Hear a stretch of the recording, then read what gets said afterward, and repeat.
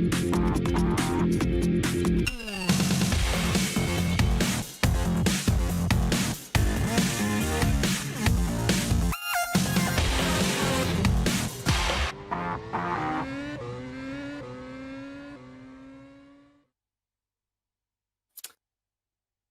everyone, and welcome to another week of the Race All-Stars Esports Series, fueled by Rocket smartphones. And of course, while everyone's locked up at home, there's no real racing. We're bringing you this. Lots of entertainment online with lots of legendary drivers. Of course, I'm joined with someone who we've debated whether or not is a legend. I'm leaning toward it. Julian Palmer, how are you? I'm chuffed with that. We're off to a great start here, Matt. This is, I'm on high spirits, but we're also set for a great day of racing action again. I think we are. Absolutely. We've got a ton of legendary drivers, as I say. Like I said, they're in self-isolation, so we're all kind of sitting around. I'm in Canada. You're in the UK. We're all in our bedrooms, all cozy. I've got my slippers on under the desk, and we can see some of the drivers and where they're playing from today as they're all queued in and ready to go. Lots of them all practiced, looking focused. You can see Dennis Lind at the top. A couple of key names there, Julian. Who stands out for you? I think from the real drivers, Dennis Lind made his mark last week, but also made his mark on Rudy Van Buren as they clashed in the final. And Mike Epps also was a man in the wars last week, and didn't probably get the points that his pace deserved. But I mean, there's so many good drivers across the field. We've seen different winners every single weekend, and that's including the pro drivers and the sim regulars, who still are the class of the field. Yeah, I think that's absolutely true. They are the class of the field. Even Stoffel Van Dorn, former Formula One driver, was saying, hey, we're looking to be best of the rest. To beat those guys, it's extremely hard. They've done so many hours and practice and time into it. And speaking of time, we're going to look at the schedule for today, show you guys how we're going to bring you 7 races. We've got a ton of action over the next 3 hours. For those of you new to the All-Star Series fueled by Rocket smartphones, the racing is split into the Pro Cup featuring the pro drivers. As you mentioned, there's a number of them. And then we've got a sim race, including just the pro sim drivers. Each of those qualify 5 drivers for the final, and the real drivers actually get a second chance just in case things didn't go well for them. You know, we'll give them a mulligan, shall we say. And then, of course, the Legends Trophy, which is one of the most fun things that we do. Some of the best names in motorsport, both past and, well, I guess very much present today. And they, of course, will be competing in 2 races, the first of which, the winner was Jenson Button last week. But that does mean that they get to donate $10,000, and then they get a reverse grid a little bit later on. If you want to take a look, a little bit more explanation for the Pro Cup, it, like I say, is divided into 3 races of 20 drivers, in which 5 will qualify through, and they are now into a championship. This will be week 2 of the championship, Julian.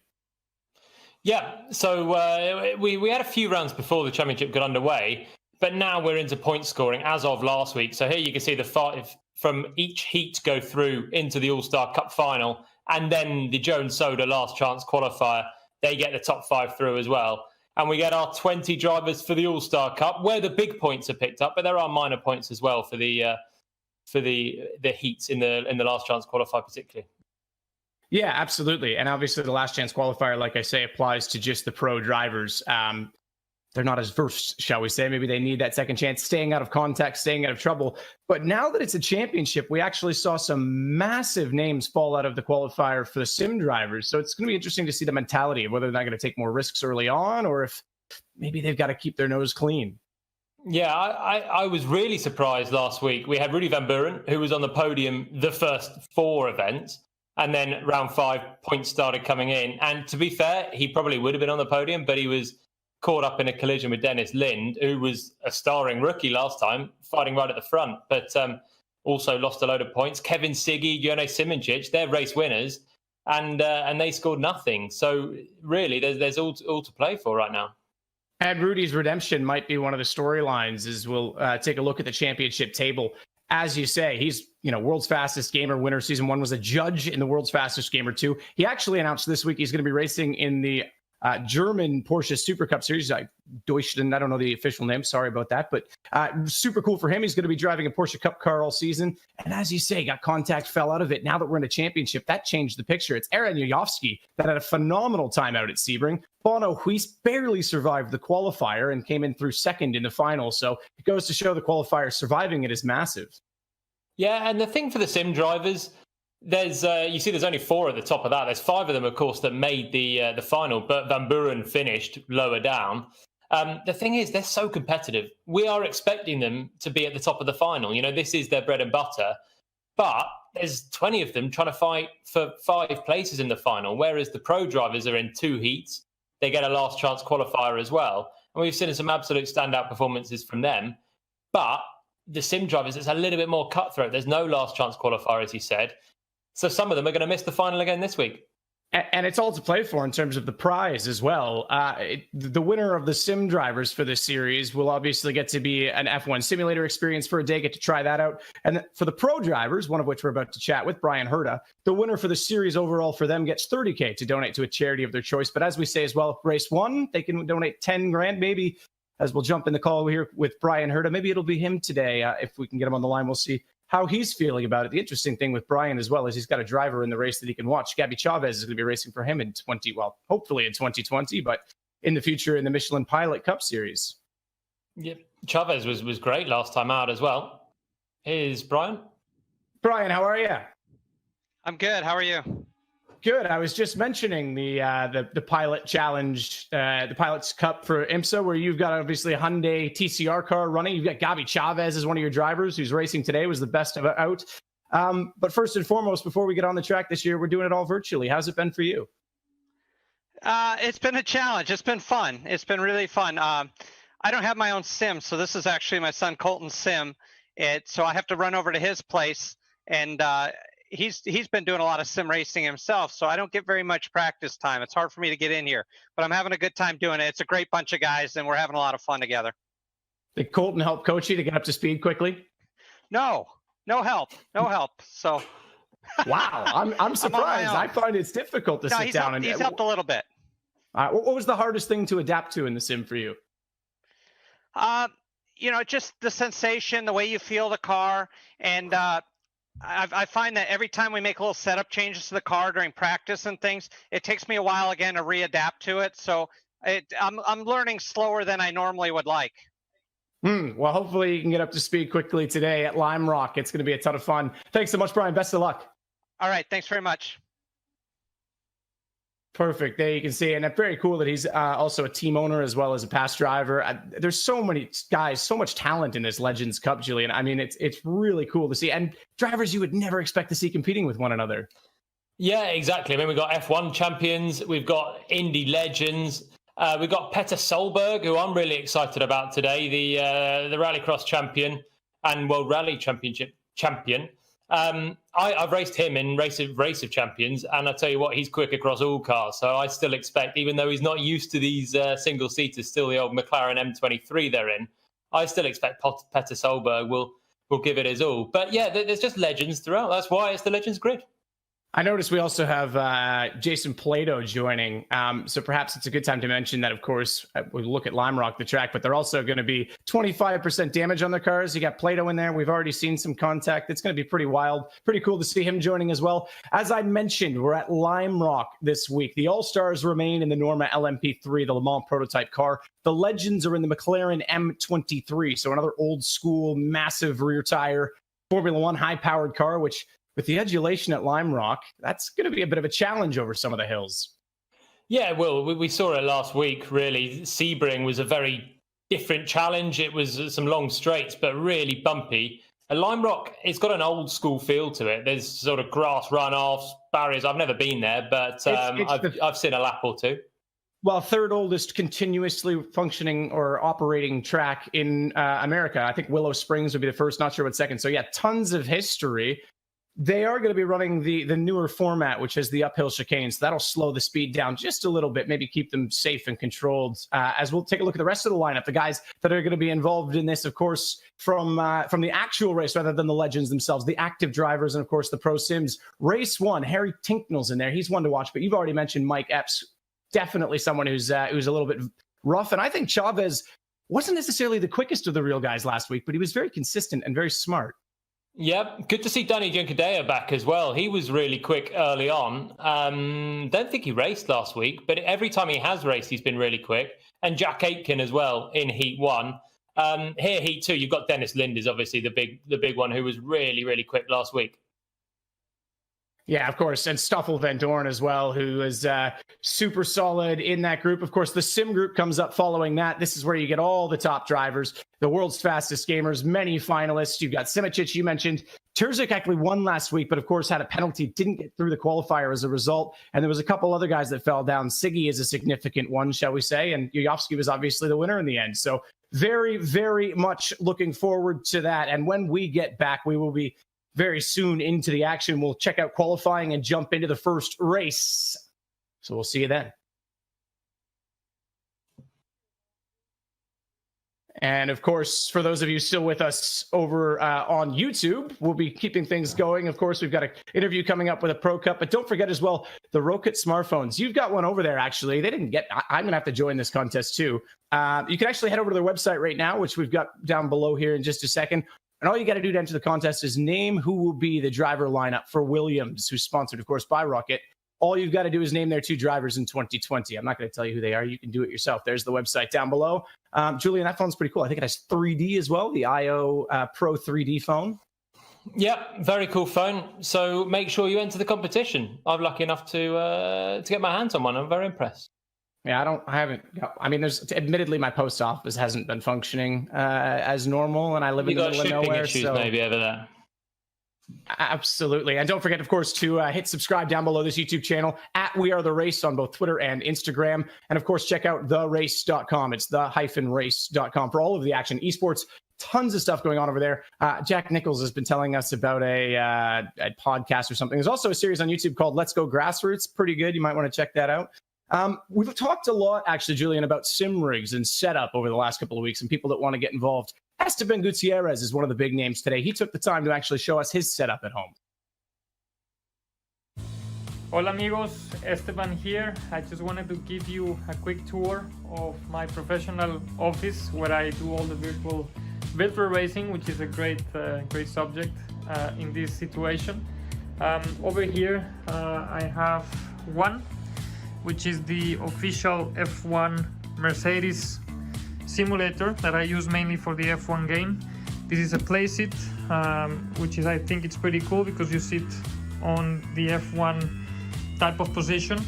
Fanatec steering wheel and pedals.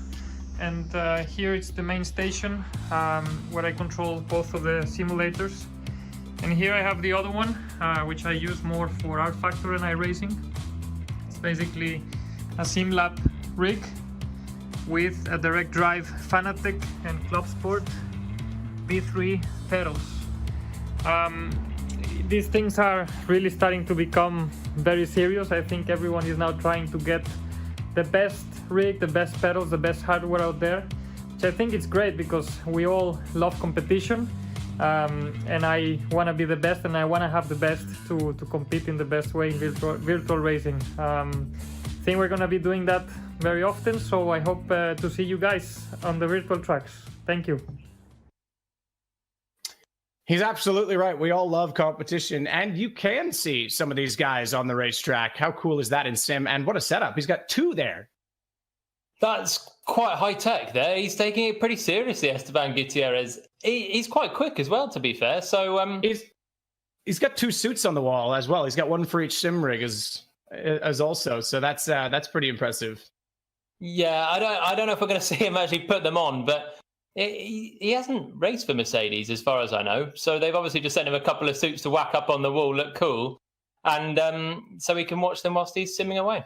Very nice. Yeah, exactly. Aspiring as he looks up at them. And I mean, the gear has been so great. A lot of it, I mean, we've got everything in this race. We've got Emanuele Pirro, who's my shout in the Legends Trophy, obviously playing on a deck chair, a camping chair, canvas at that, and his G25 plugged into his wheel. And you've got everything up to direct drive, full rigs. And then, of course, Villeneuve, who I think was the fan favorite and won everyone over on a controller last week. Oh, Villeneuve was epic. He won me over. And he did so well with it, just sitting there with his controller plugged into his laptop and totally old school. He was midfield. He did a really great job. Yeah, super old school. Very, very cool. Of course, with that...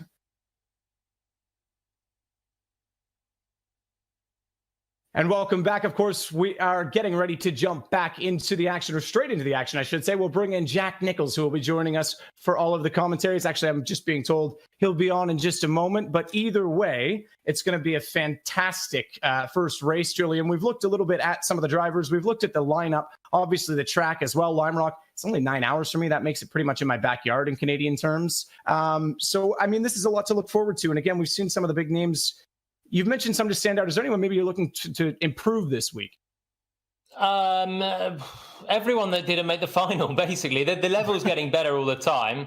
I think you got the likes of Harry Tinknell, James Collado, who both are looking like they've got potential, haven't quite put it together yet. But honestly, the form guide's been so up and down. There's been people erratic. Gabby Chavez last week was the best pro driver. He only got through in the last chance qualifier. So it's really...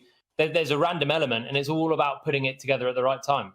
I think there's truth to that, absolutely. And I like that you shouted out Collado. I thought he looked good. Jack is joining us now. Mr. Nichols, I think you're on the line. Welcome to another weekend of the All-Star Esports Cup.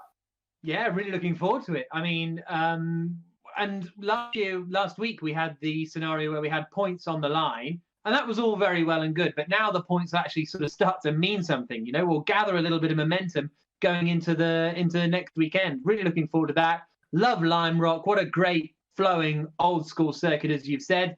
I think this is going to be our best week yet. What a advertising thing to say.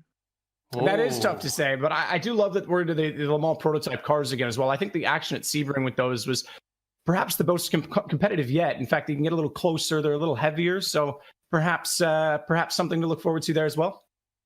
Yeah, and I think we saw that you could just go a little bit further with the sort of wheel-to-wheel action. Not quite the sort of Dennis Lind, Rudy Van Buren kind of wheel-to-wheel, where they both sort of ended up eliminated. But there's just that little bit more margin for error, which I think you're going to need around somewhere like Lime Rock. There's not a huge amount, to me, Julian, as a non-racing driver, although Julian Palmer is, of course, a racing driver. I got this in the post. Oh, yeah.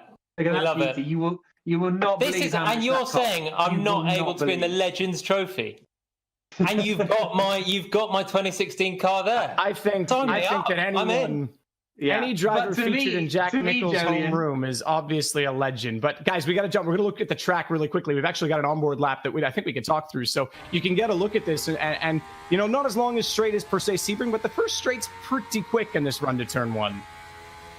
This is going to be the overtaking chance, really, down towards turn one. It's actually relatively quick and long corner when you get down to it.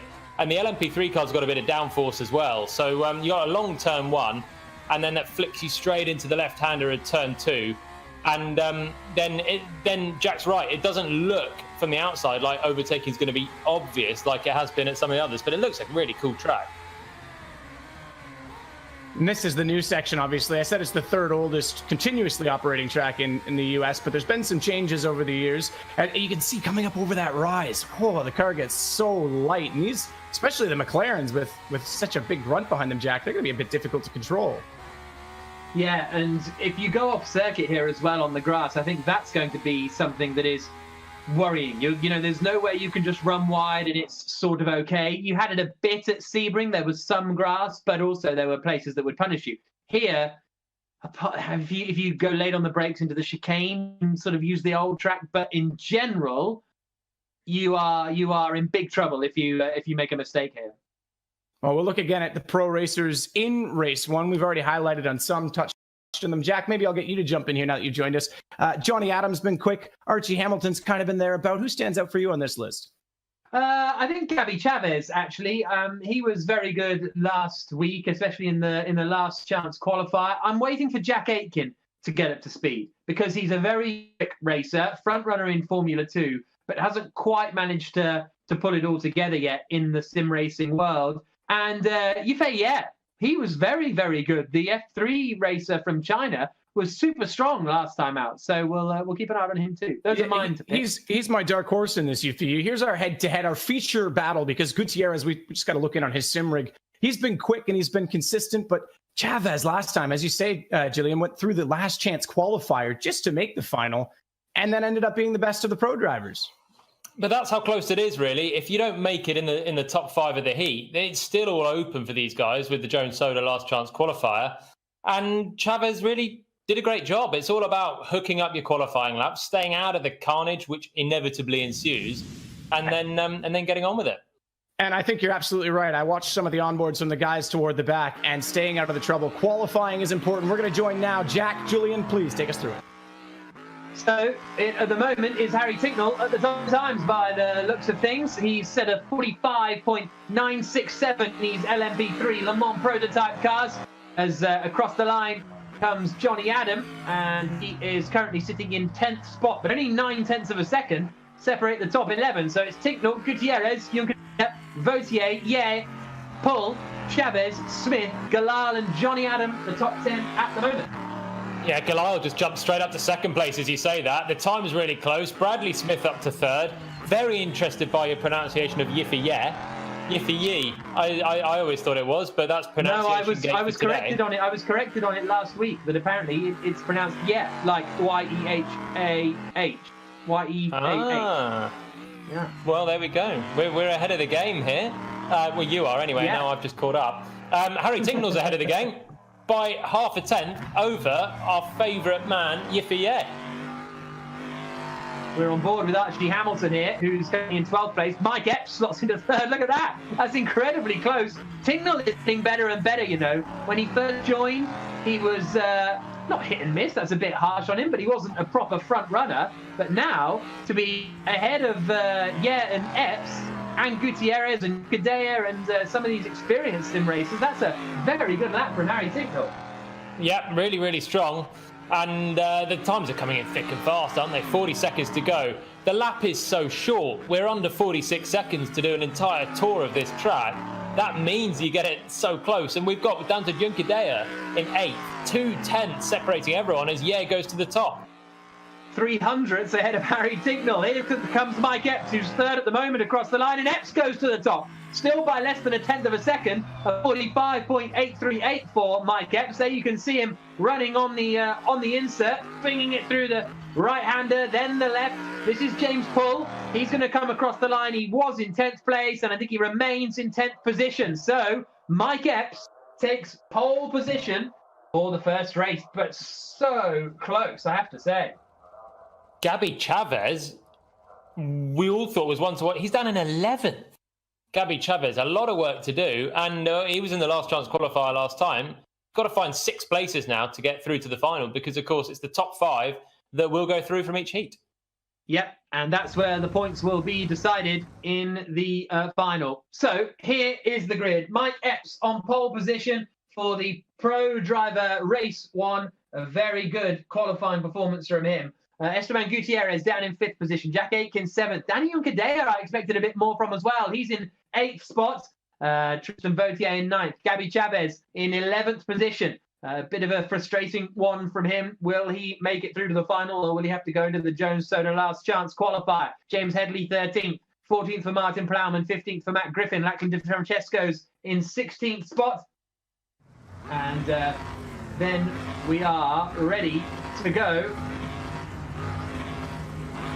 Waiting for the race to get underway with Mike Epps starting on pole position.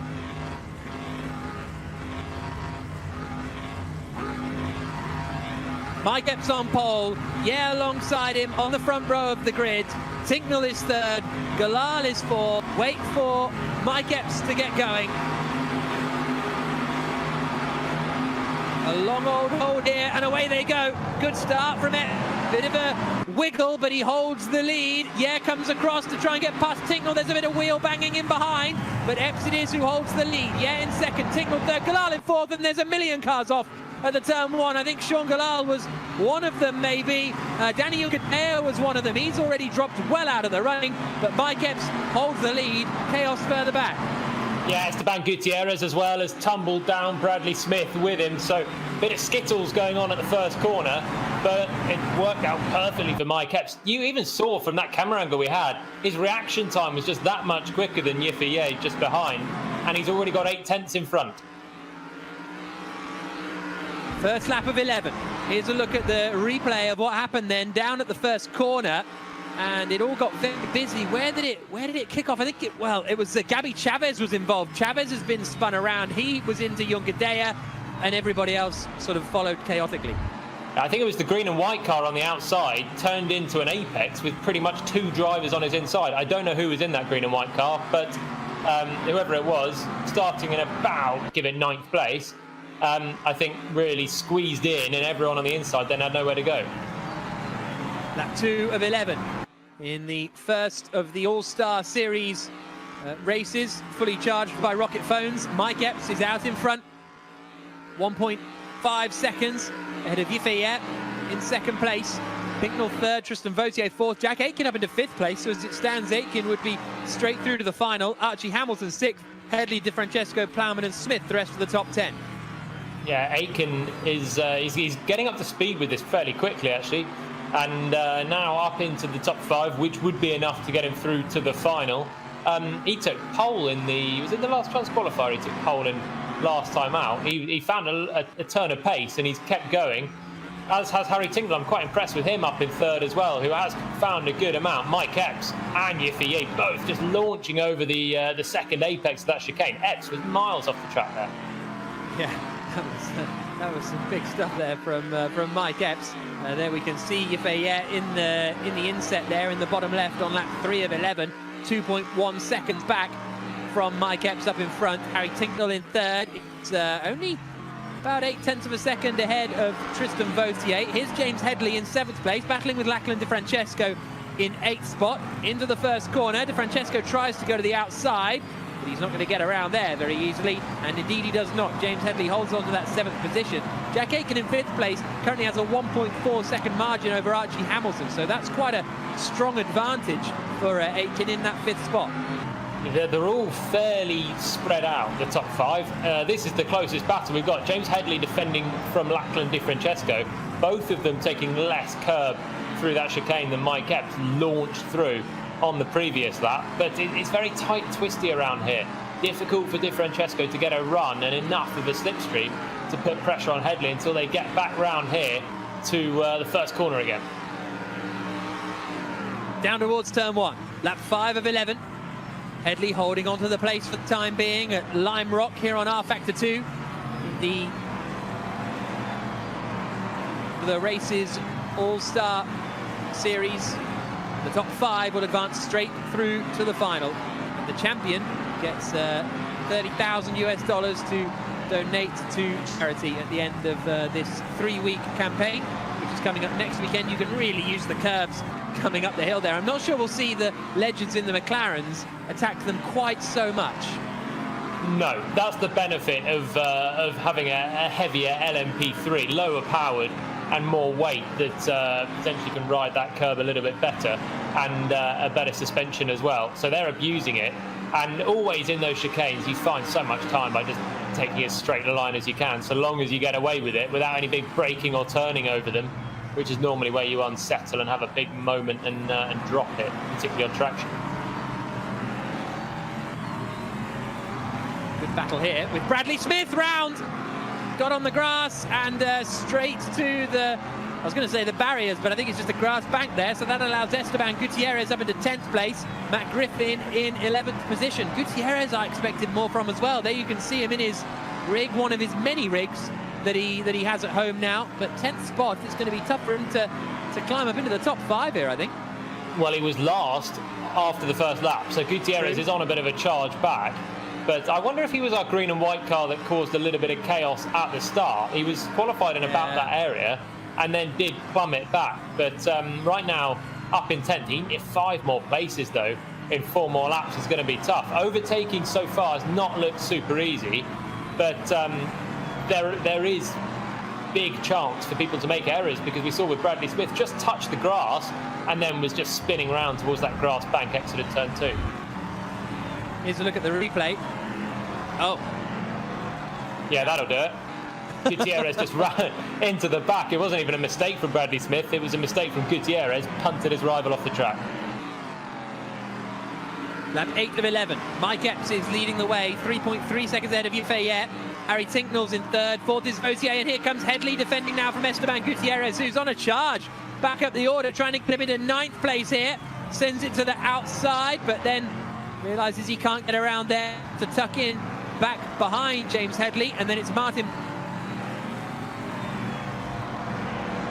So they swing through the left-hander now and start to climb the hill here at Lime Rock Park. Mike Epps still leading though.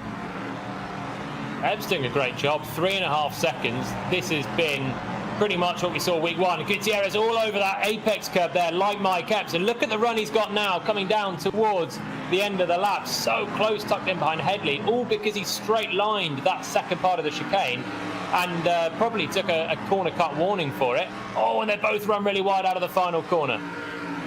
It's very, very busy down towards turn 1. Gutierrez in the green car behind James Headley in the blue car. They swing into the right-hander. Oh, had to get on the brakes there. Almost going into the back of James Headley. Gutierrez has so much more speed, but just can't find a way at the moment because it's all these classic, long, sweeping corners. Yeah, here we go then through the chicane coming up at the top of this. Now, this is where Gutierrez was really quick last time. And again, look how straight line he takes that left part of it, and he's swarming on the back of Headley. This is a chance again. He needs Headley to make a bit of a mistake, run wide, and he's going to be through quick as a flash.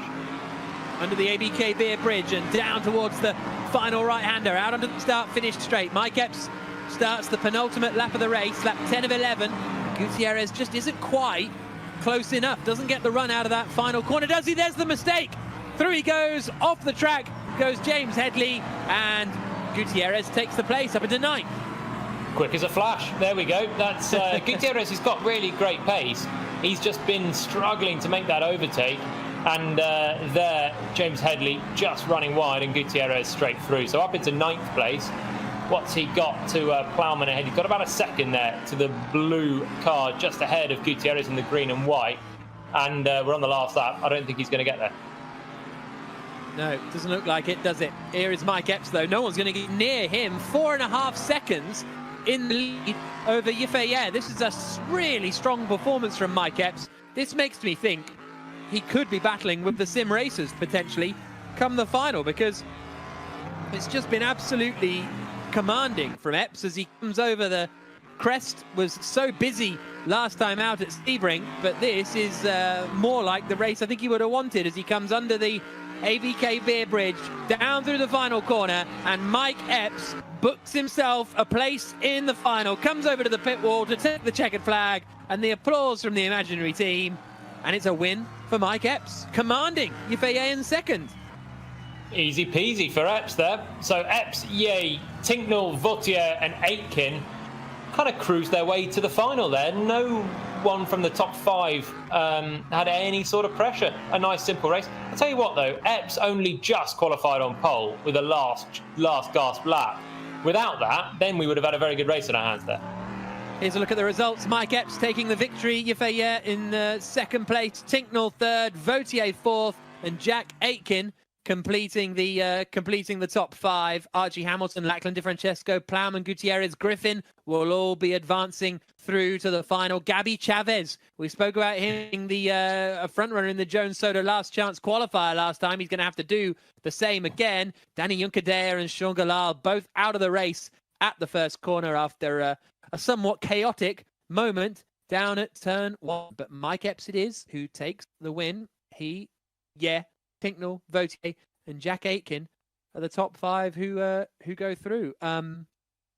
Once went to Wembley with Harry Tinknell to watch York City in the final of the FA Trophy. There's your fact of the day. Is that a claim to fame? Is it? Yeah, that's Harry Tinknell's claim to fame. I don't have a little model of Harry Tinknell. Let's go and join Mike Epps, the race winner in that first race. Mike, really strong performance. Qualifying, you only took it by less than a 10th, but the race, you just disappeared. Yeah, funny story. I actually got a drive-through, like stop-go penalty during quali for exiting the pit lane wrong or something. Yeah. So I didn't do my first lap until about minutes ago. Oh, wow. Yeah, So you had to drive around and serve your drive-through? Yeah, I actually served my drive-through because I was on the chat saying what's going on the game, but I don't think anyone had time to respond, so I just served it and cracked on with it. So I went all right, really. Yeah, that's a good effort. You should do drive-throughs more often. How much are you were very busy last time out in Sebring. Are you hoping for a bit of a quieter final this time around? Yeah, I've taken all the target stickers off my rear end, so I'm hoping that that's gonna really help. So we'll see how my pace compares to the sim guys, because some of them have been a little bit quicker than me in testing naturally. But yeah, so there we go. All good so far. Cool, great. Well, don't leave the pit lane wrong for the next race. Congratulations. Yeah, So Mike Epps, how to do that. Mike Epps books himself a place in the final, which will be coming up later on. But when we return in a couple of minutes' time, it's going to be a thrilling time, because we're going to be into the action for the Legends race. The first race of that is coming up in a couple of minutes when we return. Well, that was a heck of a first race, I think. I like how Mike Epps says he takes the targets off his back, but maybe he's got the bash guard off the nose as well, because there's no one in front of him this time. He just did everything right. That was kind of a heat as you'd want to have a heat, just like an extension of a practice session, really. What I found most interesting there, he's not talking about the pro drivers. He's saying, how close can I get to the sim drivers? They've been a little bit ahead. That's close. That's really close. We've got a short lap here. And I like that Epps is feeling punchy in a good way this week as well. That's the key. A good way. Gutierrez, great charge back through the field. Unfortunately, it yields him no qualification. He's outside the top 5. Gets another chance in the last chance qualifier. But man, he was driving as a man possessed. He was taking all of the curb everywhere. I really enjoyed watching Esteban in this race. I have to say, he was fully committed, fully sending it, because I feel like he's had quite quiet races so far. Julian will probably think of some race where he was amazing or really stood out. But to me, he's always there, sort of 4th or 5th and doing a decent job. But we don't get to see him charging through. Whereas I really enjoyed that in that race. I think he's my tip for the last chance qualifier. I think already he had really good pace there. I think enough to be in the top 5. But I do think, and this is a bit of a hunch, I think it was him that caused that first corner pile-up by darting into the inside from the outside. So, as well as punting off Bradley Smith, naughty boy, Esteban Gutierrez. Well, obviously coming up next, Jack, as you said, it's the Legends race. A lot of people, I think, in terms of entertainment, this is the highlight because it's chaotic, it's messy. We've got a few different drivers joining us. We've got Nick Hamilton, obviously, that he's got Rocket sponsoring him all year, but he's also driving in VR. So I think he's our first guy in VR. We had a controller last week, VR this week. Pretty different, Jack. That's really cool. Can I ask you a question about VR? Because I've noticed that everybody wants to be really stable. Like everybody, if they're proper sim racing, you turn down the head movements and the sort of immersive things. So is VR the quickest way to be? I don't think yet, in my opinion. I've had this discussion with a few people lately. I think the resolution needs to get a little better still. The refresh rate. It's hard to look ahead and get a proper sensation when your eye's not actually detecting proper distance and movement. But in terms of immersion and spatial awareness and being able to look beside you and see people and getting a feel for the car, I think it's actually going to be way better. It's just not there yet. And to be fair, the other advantage of using screens is you can see, we haven't talked about these yet, but button boxes. Gutierrez has buttons and things mapped that he can see without the goggles on. Sometimes that prohibits your vision to those sort of tools. Yeah, interesting. I think one of our other drivers that we're joining this week is Pitta Solberg. So we've said Nick Hamilton, we got Jason Plato. Obviously, Pitta is coming in, rally champion. So if anyone can adapt to these conditions, perhaps it's him. Rally drivers are supposed to be able to adapt to absolutely everything in all situations. Jack, I think you're going to get a chance to speak with him. Perhaps that's something that could be impressive. Yeah, really looking forward to this. Pitta Solberg, thank you very much for joining us. Why are you here? Why have you ended up racing here? I can't hear you because there's so many other voices around here. But are you okay? I am okay. Yeah, I'm ready. That's no problem, you know. But are you excited? Well, I'm looking forward to it. I'm very excited and, of course, very nervous. But, you know, it's the first time ever I do this circuit driving. So we just have to wait and see. But I'm really looking forward to it. It's been really good fun so far with all the other drivers. Great. Best of luck, Pitta. Thank you for joining us. Thanks.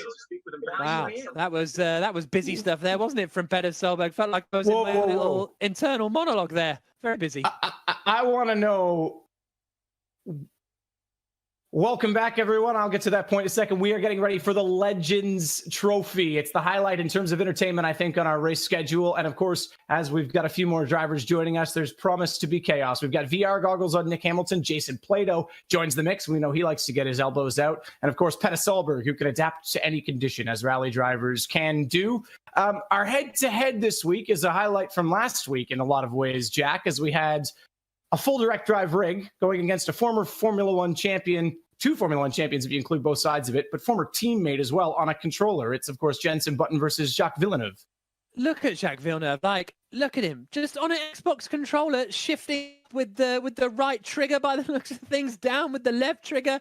Unbelievable, because still just low traction control and low ABS on these cars allowed. I don't know how he's braking. I think that's the big thing for me. I don't know how he's braking with an Xbox. Muscle memory, I guess. It has to be. I mean, I'm assuming using, that's maybe a question for him, using the triggers to accelerate and decelerate. We'll see how he gets on, because we're going to jump into the action right now with Julian and Jack. And Button's off straight away down at turn 1. Jenson Button goes round in his Brawn Tribute livery, but he's on provisional pole position for the moment. He's on a 46.776. Jan Magnussen is in second position. Dario Franchitti is in third spot at the moment. He had a huge shunt in practice the other day, but there you can see Jan Magnussen. Mika Salo sticks it into third place. Now, these races are fun, but they're also just cool. I think that's the main thing why people love it, because it's cool. Look at Salo's helmet. I think he's from Magnussen's helmet as he comes through the right-hander. It's all got the Danish flag. It's just oozes cool.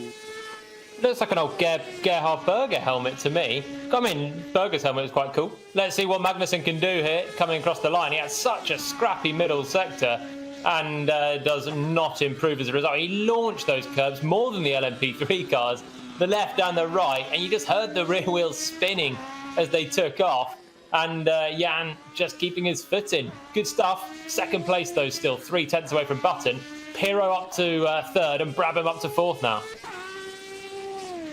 Remember, the winner of this race wins $10,000 to donate to charity. Jenson Button won it last week, and he's looking for another one this week. He's on provisional pole at the moment, but Tony Kanana's jumped up into second place. You know what, Jolien, this is getting tighter and tighter, because Franchitti was third a moment ago, half a second away from Button. Now, 12 drivers are within 0.8 of a second. The whole field pretty much is within a second, except for Oriol Servia and Elio Castroneves. This is unbelievably close. Super close, but the checker flag's out and Button has it by a good couple of tenths still. Liuzzi launching over that chicane once again. He's in fifth, half a second away. Super close. We're going to be in for a good race here. So Jenson Button will start on pole position again. He's really booking himself a place in these, isn't he? Because he came in for the first race very last minute and was impressively decent. But then since having any chance of practice, he's smashing it out the park. He's quite dialed in, isn't he, now? He's he hasn't made a lot of mistakes. Pole position again. He won the main race last time as well, and he didn't make any mistakes then. He's going to be under pressure, though, because the field's so close here. Tonio Liuzzi starts in fifth position. David Brabham in sixth. Mika Salo 7th. Dario Franchitti down in 8th spot. He was feeling quite positive earlier on when I spoke to him, but it's Jenson Button on pole position. Tony Kanaan alongside him on the front row of the grid. The Legends race about to get underway here at the Race All-Star Series, fully charged by rocket phones. Wait for Button to launch off the line. The revs will begin to rise. Button will stop weaving his wheel from left to right, most likely. Look, there he is actually doing it in real life. Just trying to get a bit of temperature in, I don't know. Here we go. Wait for the lights. Button on pole, Kanaan second. And away we go. immediately pulls to the inside in the blue and white car. Antonio Liuzzi sending one up the inside, and there is Magnussen wheel to wheel with Button, and he squeezes him out wide. Button drops to second place, might be third because Emanuele Pirro is getting involved in the fight as well. But Jan Magnussen forcefully takes the lead. Button is second, Pirro's round. Emanuele Pirro, sitting on a fishing chair in his home, is now facing backwards at the first corner. Jan Magnussen into the lead. Yeah, what a shame for Pirro, who had a great start, but not as good a start as Jan Magnussen. Absolutely launched off the line. It was all about the reaction time. Before Button had even got going, Magnussen was coming alongside, and now he leads the 2009 Formula 1 champ by 8 tenths. But Button was on pole. He's been the quickest man so far. Let's see if he can respond. This was the move into the first corner. Really bold stuff. Oh, and there was some chaos further back. Absolute carnage further back. Looks as though everybody's managed to keep going, but someone's having about 1 million spins in there. But up at the front, it's Jan Magnussen, 6 tenths of a second, nay, half a second, nay, 4 tenths ahead of Jenson Button. Button is on a mission here. Tony Kanaan coming with them. Then there's a bit of a gap back to Mika Salo in 4th, Antonio Liuzzi in 5th, Darren Turner up into 5th, and there's the move from Button as he can't quite get through, all over the curbs on the inside. Can't make the move just yet coming into the chicane, but he needs to be careful. But Tony Kanaan is right behind him. This is brilliant. We haven't really had a proper battle at the front of the Legends race yet. They've been great, they've been fun, but we have a race now. Yeah, Magnussen won 2 weeks ago. Jenson Button won last week. Kanaan has yet to win, and they're all battling now for top spot, and that really concertina because Magnussen got in way too hot for the chicane and Button got a super run coming out. So Magnussen, he's got to not crack under pressure here as they come up to the chicane again. Jensen's really quick, but if Magnussen could just keep braking points, apexes, keep on the right part of the track, then it is not that easy to overtake. Lap 3 of 13. Jan Magnussen in front in the blue and white McLaren M23 from the 1970s, in which Emerson Fittipaldi won his world championship, or one of his 2 world championships. Button is out wide on the grass. Fittipaldi down in 15th place at the moment, says he feels like a dinosaur racing these, but he's getting quicker and quicker. We're on board with Button in the inset in the top right. Really close through turns 1 and 2. He's closed up a little bit there, a bit of a slipstream as well. It's this middle sector that he's got to just ramp the pressure up to Jan Magnussen, who did crack before, but Button couldn't quite, by a matter of inches, get his Braun liveried McLaren M23 up the inside into the final corner. Magnussen all over the curbs, 1, 2, and then 3, skips up over the right crest on the exit of the chicane. But look, Button is even closer this time. He might have a run down at turn 1 here. Under the ABK Beer Bridge and down towards the final corner. Button turns in, gets on the power. He's right in the slipstream here, Jan Magnussen. And you can see the slipstream working. Is Magnussen going to defend? No, Button has the inside line. He's laid on the brakes. Oh, he's lost it. He's sideways. He just keeps it together. You saw the camera in the bottom left. He suddenly gave it full opposite lock. And it took a couple of seconds for the game to catch up. And we saw what had happened. They both nearly went off at turn 1. Unbelievable car control from the 2 of them there. Button on the inside. Magnussen, I think, probably should have defended the inside on the straight rather than try and outbrake the man on his inside at the corner, and actually really risked it by turning in on Jensen there. But they both got away with it somehow. Status quo still at the top, and Magnussen somehow holds on for another lap, but we're not yet at half distance. I am surprised that Kanaan's not more in the mix here. He must have made a mistake on the last lap. He did. On the last lap, coming up through the chicane, he ended up jumping onto the grass. Darren Turner has just emerged from the pits. He was running in 5th place, so he's obviously got involved in some scraps. Magnussen leading, Button second. There is Tony Kanaan in 3rd spot, dropping away a little bit. Dario Franchitti in 6th place now, as he tries to close in on Adrian Fernandez in front of him. Franchitti, the first race winner, as he swings through the left and the right, getting up on the curves. He's in front of David Brabham. Emanuele Pirro's recovered to 8th place, and Jason Plato in his first race in the championship is up into 9th position, which is a decent effort. I don't know if I've ever seen Jason Plato drive a rear-wheel drive car in my life with my own eyes. He used to race single-seaters, didn't he? I didn't No, watch I know, him when but he was in Formula Vauxhall in 1992 or whatever it was, but he has done. Here comes Franchitti up the inside of Adrian Fernandez, down into turn 1. And he gets through. Oh, Fernandez comes back at him and he's on the grass. And look at Franchitti, not happy at all. Absolutely furious. He's in the Armco, a shake to the head. Oh, and Pirro, and what? Everything's going off.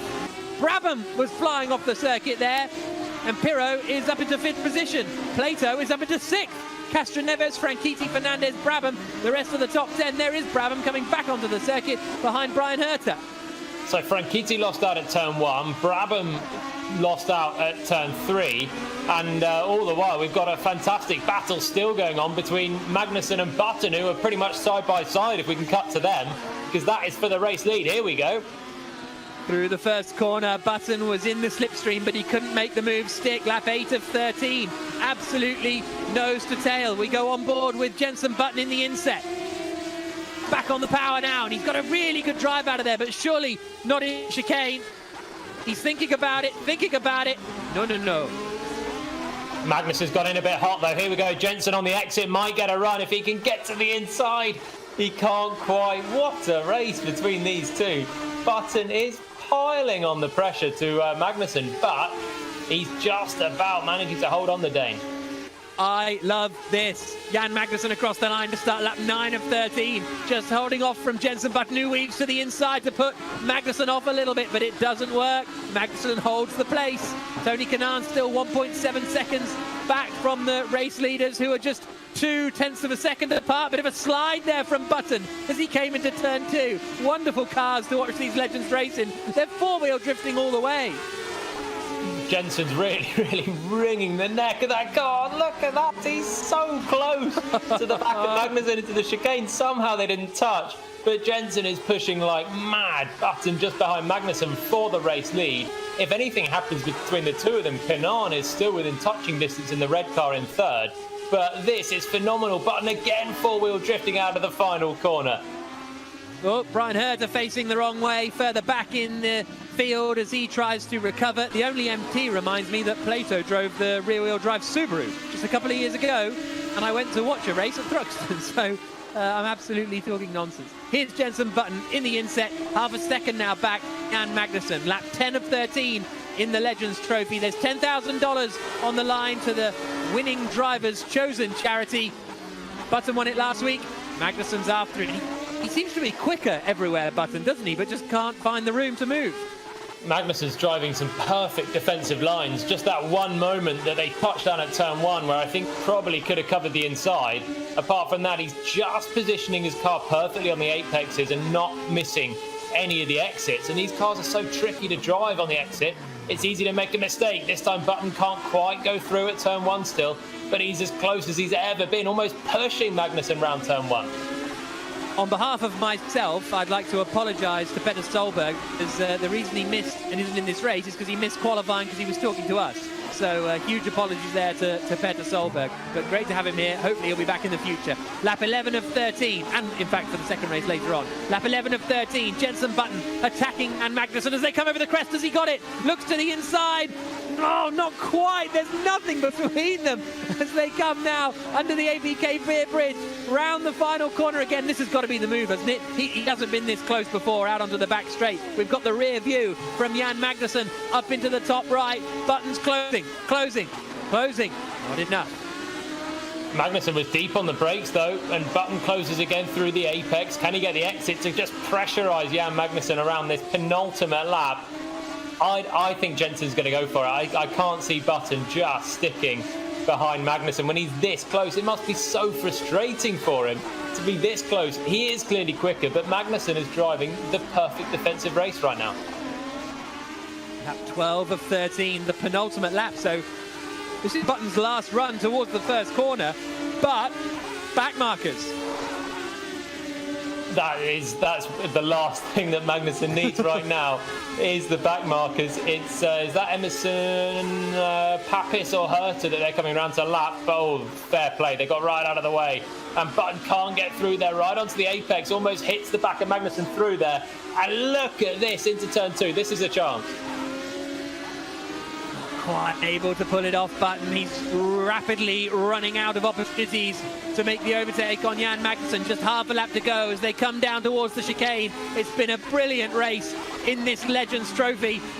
Oh, sends it sideways across the curb, across the grass. Still right up behind Magnussen. But I think Magnussen surely is going to hold on. Button won't have a look into the final corner. You wouldn't have thought. Down they come into the right-hander. And what a brilliant race this has been in the Legends Trophy. Won across the line by Jan Magnussen. Button's going to pull out of the slipstream as they come towards the line. But it's Magnussen who wins by 0.03 of a second. What a race from two legendary drivers, and Button looks absolutely spent after that. Oh, he must be so frustrated, but what a race we just witnessed between Magnussen and Button for the race win in the Legends. Epic stuff, really fair stuff as well between the two. Just the one time that they touched down at turn one, it was only a slight touch that was beautifully held. Phenomenal race. Wow, that was absolutely great, wasn't it? Around the Lime Rock circuit here, it was the win for Jan Magnussen, Jenson Button second, and in all of that, somehow Tony Kanaan dropped away, and Mika Salo ended up on the podium. So great drive from Mika Salo. Pirro, despite having about 1 million inches, ended up in fourth position. You can hear Pirro on the latest episode of the Races Esports podcast, which you can download from anywhere that you get your podcasts. Tony Kanaan in fifth. Dario Franchitti ended up in the barriers, but still recovered into sixth position. And then further back, you've got a lot of non-finishes. Darren Turner, Tonio Liuzzi, Montero, Prios, Servio, Juan Pablo Montoya as well.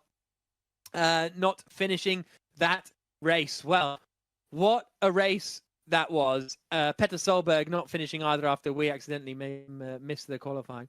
Now we can hear from our first two in that race. Jan Magnussen, we'll start with you because you had a lot of pressure there to hold on to that win. Great race. Yeah, no, that was a fantastic race.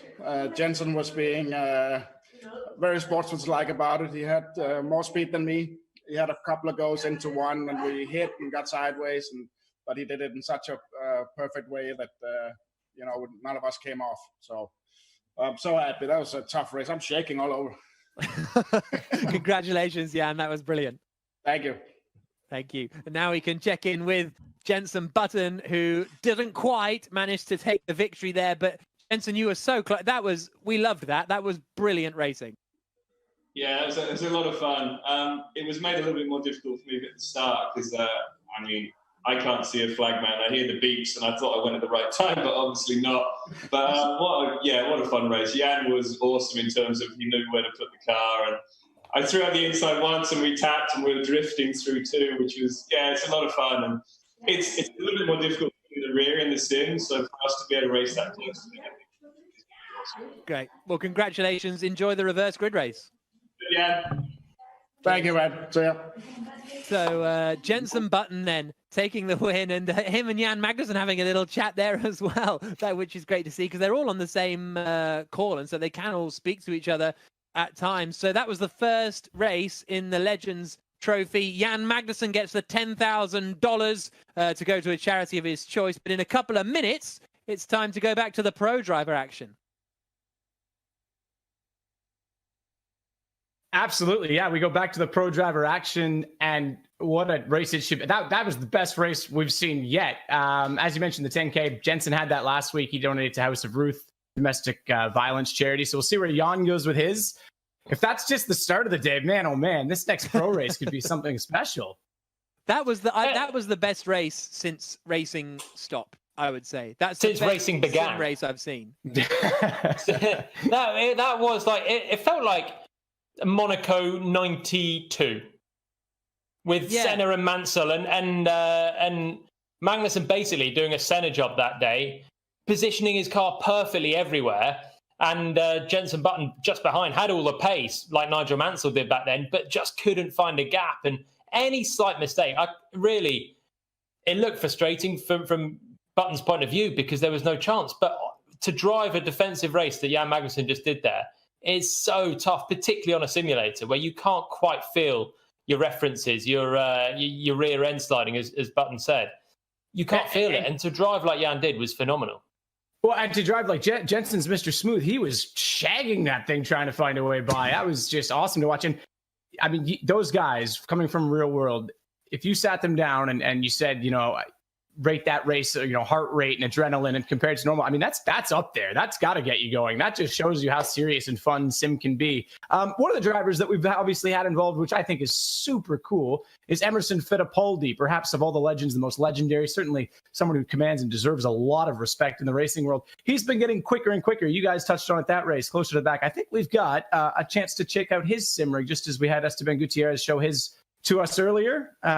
It's Fittipaldi set up at home. This is my new cockpit, AIS Simulator, one of the best in the world. It's like the Mercedes team, Formula One team. And I have Anton and his team behind me. Now, as a driver, I have no excuse. Best team, best equipment. I have to perform against a lot of legends. It'll be difficult because I still feel like a dinosaur of simulator. But I'm improving every race. I hope in the next 2-3 races I'll be extremely competitive. You touched on it, Jack. You said the dinosaur in all of this, but he's getting up to speed. And what a rig that is. The All in Sport, I think, uses a Leo Bondar kit. That is the best that it gets right there. That is pretty cool. Yeah, the amount of money you can spend on these. What's the most, if you were going from scratch, what's like the most you could realistically spend, Matt? I mean, you give me no budget, I'll spend it all. You could spend a lot. I think the All in Sport ones are up there. I don't know the exact price. I know Cool Performance makes a kit that you can get basically an F1 cockpit in your house that has full motion. They're around 30k euro. So yeah, you could spend a lot. Like we say, you can get into it for relatively cheap, but there's a lot. Nonetheless, I think Fittipaldi's actually standing by, so you can chat with him. Excuse me, I apologize. I'm getting the wrong information. We just checked out his rig, but I thought he was going to be standing by for a call. Either way, super cool that he's got that rig. And like you say, lots of different ways to go about it, Jack. I'm wondering when Julian is going to get his rig in his house and get in one of these races. I'm waiting. I'm waiting like you are, guys. When the legends, when the phone rings, go to a shop. No. When the phone goes and someone wants to invite me onto this Legends race, then I'm there. Or failing that, we'll do a commentators race, and I'm there either. Yeah, keep it coming. Keep it coming. Everybody wants to know also about all your ordnance survey maps, but we don't have time to hear about that on your bookshelf behind. So that's a little teaser to come later. The mystery will go on. Yeah, exactly.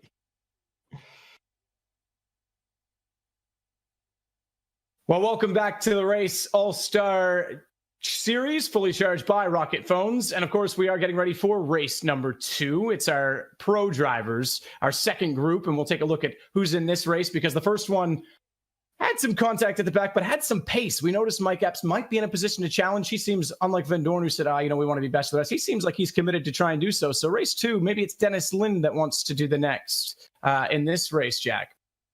Yeah, I think this is going to be interesting to see the sort of comparison with the Group 1 guys, and then with the sim racers that'll come a little bit later on, because I've really enjoyed this Lime Rock track so far as well. It's so smooth and flowing, and there are just about enough opportunities for overtaking. Just about. I mean, we saw Jensen struggle in the Legends race a lot, Julian. Where else? Turn 1 obviously comes into mind. Where else is there maybe a chance to get a nose in? Because it's so flowing and undulating. It's pretty tricky. Yeah, borderline nowhere else, but a little tap and go, a la Esteban Gutierrez, and then anything's possible. So, look, it's so tough to overtake. Qualifying is clearly critical, but apart from that, you've just got to try and push pressure and make the guy ahead force him into a mistake. Well, you don't have to have a guy in front of you if you get qualifying right. We'll see who ends up on the pole. Jack Nichols, I think this is primed to be another excellent race. Lind, the one to watch. Yeah, and Dennis Lind is on provisional pole position at the moment, although he's only just ahead of Max Günther. Ed Jones is in 3rd, Harry Newey up in 4th place, and Johnny Adam in 5th, all separated by less than 1/10 of a second. Have Newey and Adam done exactly the same lap time as well, like it's Jerez 1997? Wow, this is going to be super tight. We're watching Ed Jones here. Dennis Lind has done his lap. He is done. Max Günther, who is fresh from winning the first Formula E race, is now racing in the Race All-Star Series here in Lime Rock, and he's currently in 2nd place. There he is, with the sun coming through the window I'm surprised he hasn't got the blind fully shut there. That would drive me nuts. But Gunter in second at the moment. He's up on Dennis Lind, I think, in Sector 1, but he's down in Sector 2. Yeah, he's gone a bit wide as well, so that could be the end of Gunter's chance to improve. Hanson's improved to 4th. We've now got 6 within 900ths. Collado improves to 7th, just over a 10th away, but down in 7th position. I'll tell you what, this heat, Gunter didn't improve and flies off the track in a checker flag shunt. But this track, that qualifying, made the first heat look like it was really spread out. They're so close. Anyone could be in the mix. Down pole position there. That's what happened to me. Dennis Lind then on pole position. Looking forward to getting this one underway because he and Rudy Van Buren had contact last time out, but Dennis Lind this time is on pole. Max Gunter second. Ed Jones is third. Kevin Hansen is in 4th place, the rallycross racer, as we get ready for another action-packed event around Lime Rock with Dennis Lind starting on pole position.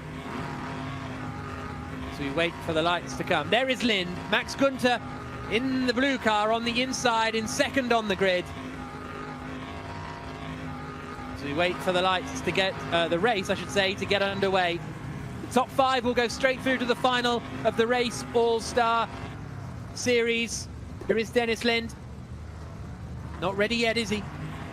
Not weaving the wheel around the way we saw Jenson Button do earlier on. There's the front view in the top right from Max Gunter's car. Lap 1 of 11 about to begin. Little sip of water for Lind.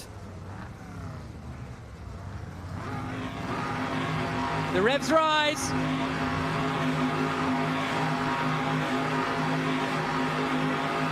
A long hold and the races go. Decent start from Dennis Lind. What a start from Ed Jones. Trying to peel through the middle of them immediately. Down towards turn 1 and Lind's been bulked and there's 3 off. Surely, no. They all somehow stay on the circuit, but Max Gunter's in the lead. Lind recovers into second place. Someone's heading straight to the barriers. I think that's Harry Newey. Dennis Lind in second. Third for Kevin Hansen. 4th for Ed Jones, who got a rocket start, but couldn't do anything about gaining paces. But Max Gunter it is now, who's in the lead, with Dennis Lind in the bottom left there in second place. Yeah, Ed Jones got a rocket start, but also Max Gunter on the inside. So Lind was the one that lost out. Jones then just had a slight touch with Gunter and then lost out. For second ahead of Dennis Lind. Hansen third, Jones fourth, Collado fifth. Nice little group forming. Hansen was almost in it, but he's just about managed to stretch his legs in the black and white car ahead of Ed Jones there in the Gulf colours, blue and orange, and James Collado in pretty much the exact inverse colours, orange and blue. That's 4th and 5th. But right now, they're all going to be through into the final with no mistakes. This is the battle for the lead. Look how close Dennis Lind is now, 3/10. We could be set for another thriller, just under 5 laps to go, and Lind now pressuring Gunter heavily. Through the final corner, out over the start, finish straight. Once more to start lap 7 of 11. Lind just under half a second away from Max Gunter in front. As they come into turn 1, they're both pulling away from Kevin Hansen in 3rd place. There's a yellow flag. Someone's off in sector 1. Not sure who that is. It's not a front runner, so not a huge concern. Collado's 5th, although Johnny Adams within a second now of James Collado, so that battle could run and run. Lind, though, just edging closer and closer to Gunter, but not right on the back of him just yet. Look how much curb they take. Amazing. Yeah, really grunting coming out of that chicane up the hill in these LMP3 cars. Heavy, but with good suspensions, able to take the curves much easier than the old classic McLaren M23s that the legends were driving just before. That was it Newey or Jack Doohan going off out of the pit lane down at turn 1? Not their finest moment, but luckily didn't get in the way of these two. Gunter and Lind still nose to tail, and Lind sliding his way out of turn 2, really desperate to get on the throttle and try and shut that gap to Gunter up front. Tom Ingram is driving using the clutch as the throttle because he's got a problem with his throttle pedal.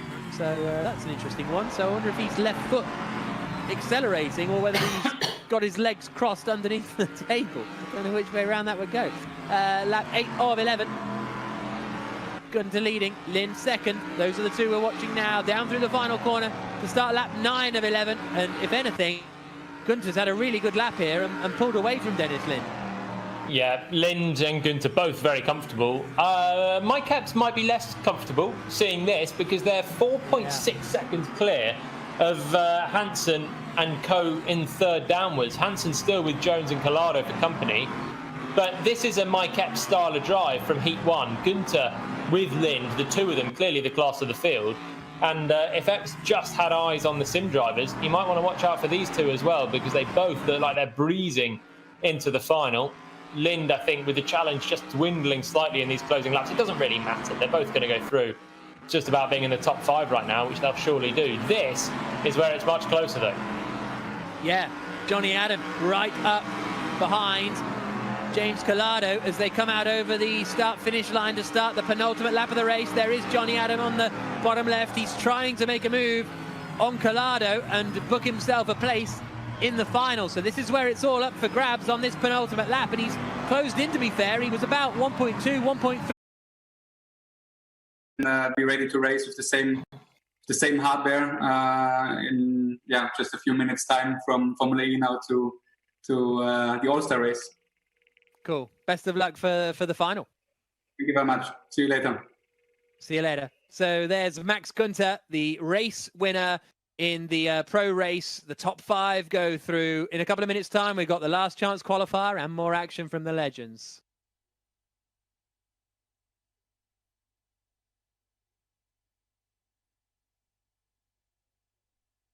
And don't forget, of course, Jack, we also have the Sim Racers group coming up. Another race where a great battle at the front, but the qualifying looks to be the most important asset to all of this because the overtaking just isn't possible.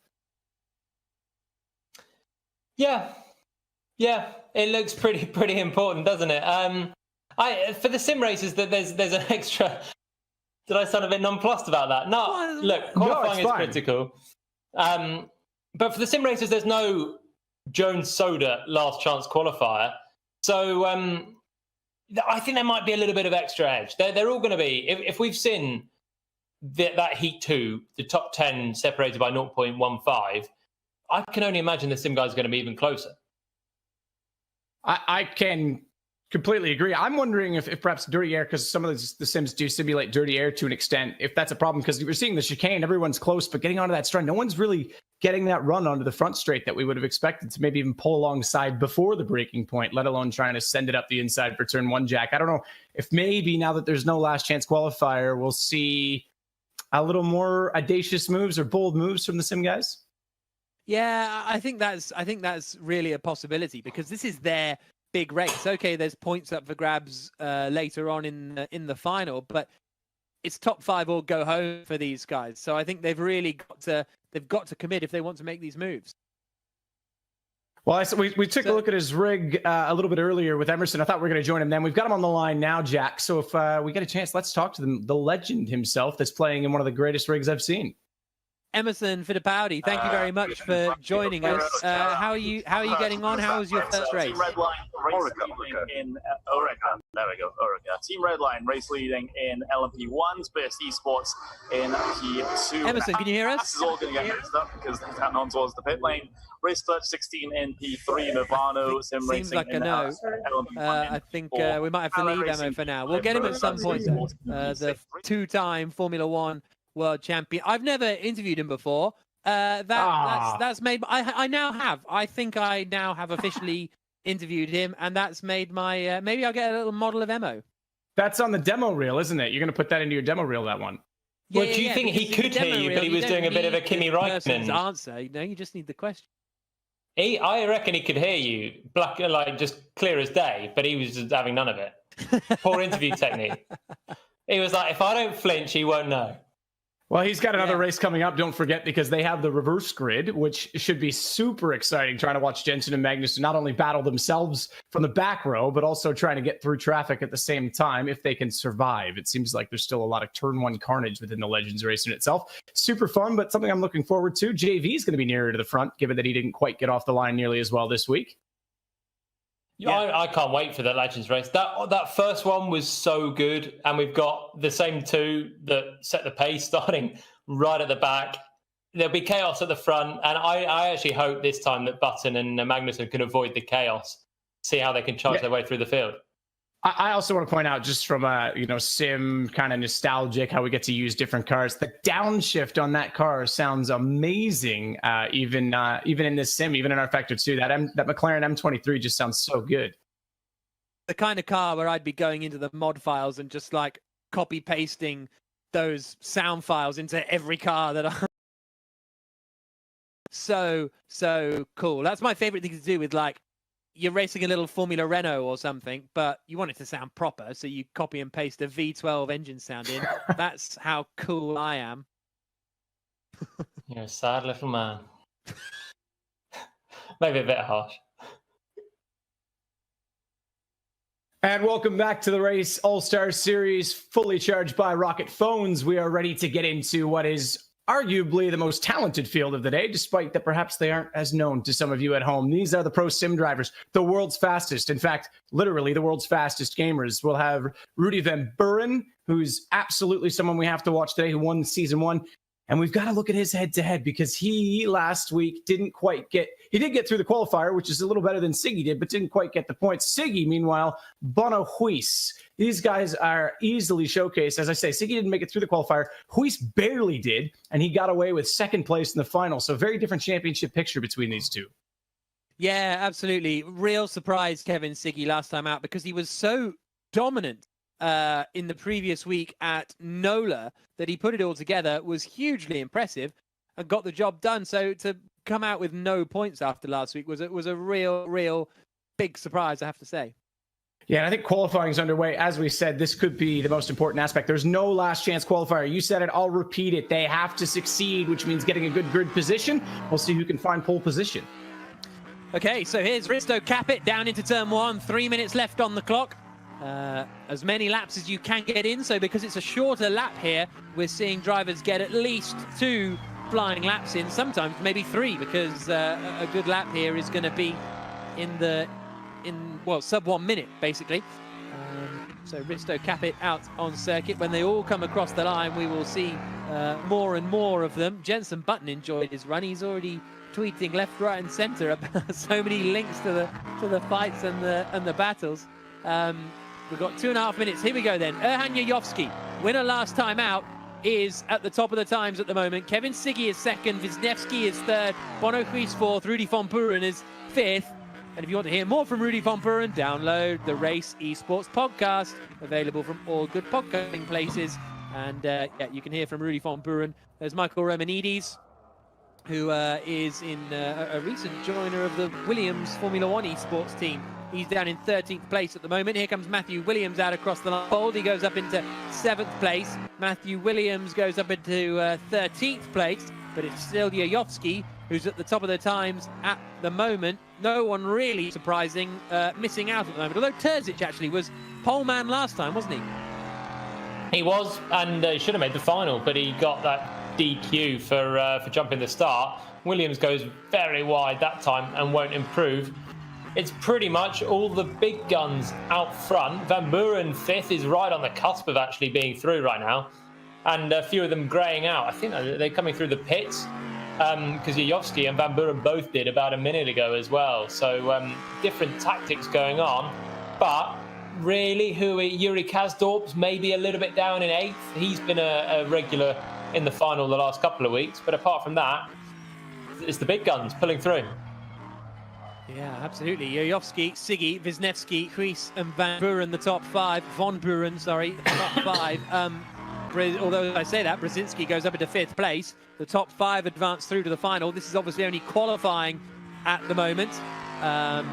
We've got 55 seconds left on the clock. Here comes Erhan Yayovsky. He's up on his previous best time. So can he get into the low 45s here? Maybe a 45-1 with this lap. Yayovsky cuts the timing beam and doesn't improve. A 45.336 still. Here comes Nikodem Wisniewski down through the final corner. These are the top sim racers on the planet going head-to-head in qualifying at Lime Rock, and Wisniewski goes into 2nd place, gets ahead of Kevin Siggy, and is just 300ths away from Yayovsky. I think we've seen them go into the pits because they've decided that the tyres, they get too much taken out of them to just do like 3-4 laps. So if you come back into the pits, new set of boots on, and then you can get a better run. Whereas Silverstone, I suppose, this is my working theory, feels like it might be less harsh on the tyres than this circuit with lots of long sweeping corners. There's my theory. Yeah, I like the theory. It's such a short lap as well. They got a chance to basically do out one flyer, back in the pits, one flyer again, like a Q3 basically. And Yayovsky not quite improving. Wisniewski managing to jump up. Yayovsky, who will start on pole position, the winner from last time out, therefore the championship leader. He's going to be starting on pole position for this sim race around, or sim driver race around Lime Rock. Nikodem Wisniewski alongside him on the front row of the grid. Kevin Siggy is in third position. That's obviously the old grid from the All-Star Series race, or the old results, I should say, with Max Günther winning earlier on. And we are getting ready to go. There are the cars joining the grid. This is going to be a busy one. It's all or nothing for these sim racers. Top 5 or time to go home, or well, time to turn off your computer and stay home as we get ready to go. Get on pole there in the lime green car. They're on the front row of the grid, ready to go. There's the view from the front of the second place car. Here come the lights. Wisniewski second, Siggy third, Kuis fourth. Yayovsky on the inset bottom left. Race is underway. Great start from Yayovsky. Good start as well from third place. Kevin Siggy, he might be able to jump Wisniewski on the run down to turn 1, and he has. So Yayovsky leads, Siggy second, Wisniewski in third spot. It's side by side between Kuis and Brzezinski for fourth position, and I think Bono Kuis has just about managed to get it. Then it's side by side between Brzezinski and Rudy Van Buren. And Van Buren is in sixth position. Someone's gone off big time. I think that's Pinto. I think Nuno Pinto's just had a big off further back. But Yayovsky, Siggy, Wisniewski, Kuis, Brzezinski, the top 5. There's Bono Kuis in the inset bottom left. Rudy Van Buren just outside the top 5 in sixth position. Nice start from Siggy, third to second, but really great start from Yayovsky. We've seen the last 2 races the pole man lose out. This time Erhan Yayovsky doing everything right, and he leads lap 1 by nearly a full second already over Kevin Siggy. That's a huge job done for him to get into the top 5. Bit of a shunt in the background there. Didn't see who was in that. I think it was Greco and Williams potentially getting caught up. I'm looking at Van Buren now. Rudy Van Buren, 6th place. He needs to find a place. He's been so quick every weekend, but right now he won't be in the final. This is the replay of the wheel banging earlier on, and there around went Pinto, and he dropped massively down the order. And now we'll have to recover and try and climb back up the order, but up into 5th place is going to be tough. Yayovsky 1.2 seconds in the lead of Siggy. Wisniewski 3rd, Kuis 4th, Brzezinski 5th. And that is Bono Kuis in the white car. Just having a bit of a twitch actually, and Brzezinski is right behind him as they come down towards turn 1. No moves being made just yet. I think it's Van Buren. That's Van Buren in the lead white car in 6th place, with Baldi just behind. And it's the red car of Brzezinski in 5th. And that's what Van Buren's going to be gunning for. He needs to be in the top 5. There's no last chance qualifier. And with championship points now at stake, he already missed out on a few last time out. If he doesn't make the final here, he's having a shocker. So Van Buren, who was probably the favourite or one of the favourites coming in, needs to make an overtake. There is Rudy Van Buren in 6th place and in the bottom left. Dropping down into the final corner, lap 3 of 11. Out onto the start, finish straight again.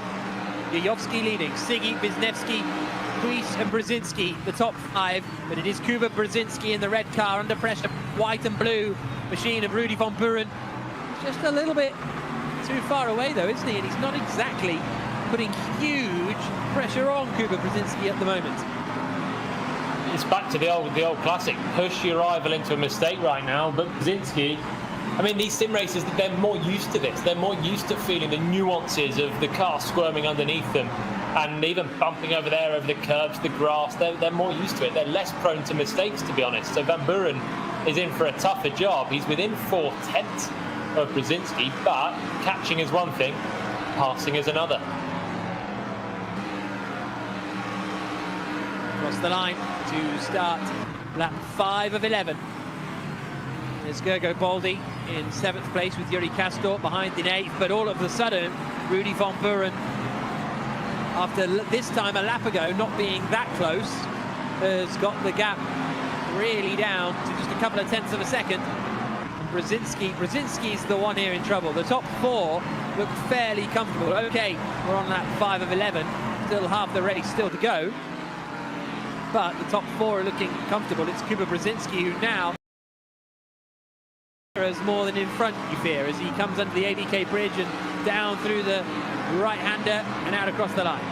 Yeah, only in the mirrors now for Brzezinski. Wisniewski and Huis ahead are now 2 seconds clear. Huis in 4th, 2 seconds ahead of Brzezinski in 5th, who has his mirrors full of the white car of Rudy Van Buren. If there's one guy you don't want behind you right now, it's probably Van Buren. He's made some great overtakes so far. He's been about the pace man when you average it across the 5 race weekends we've had so far. And now he needs to get this place from Brzezinski to make it into the final, where there will be points. This is critical for Van Buren, but we've seen overtaking's tricky. He's got to make it stick. 3 tenths away is nothing. Huge pressure on Brzezinski, but for now, he holds firm.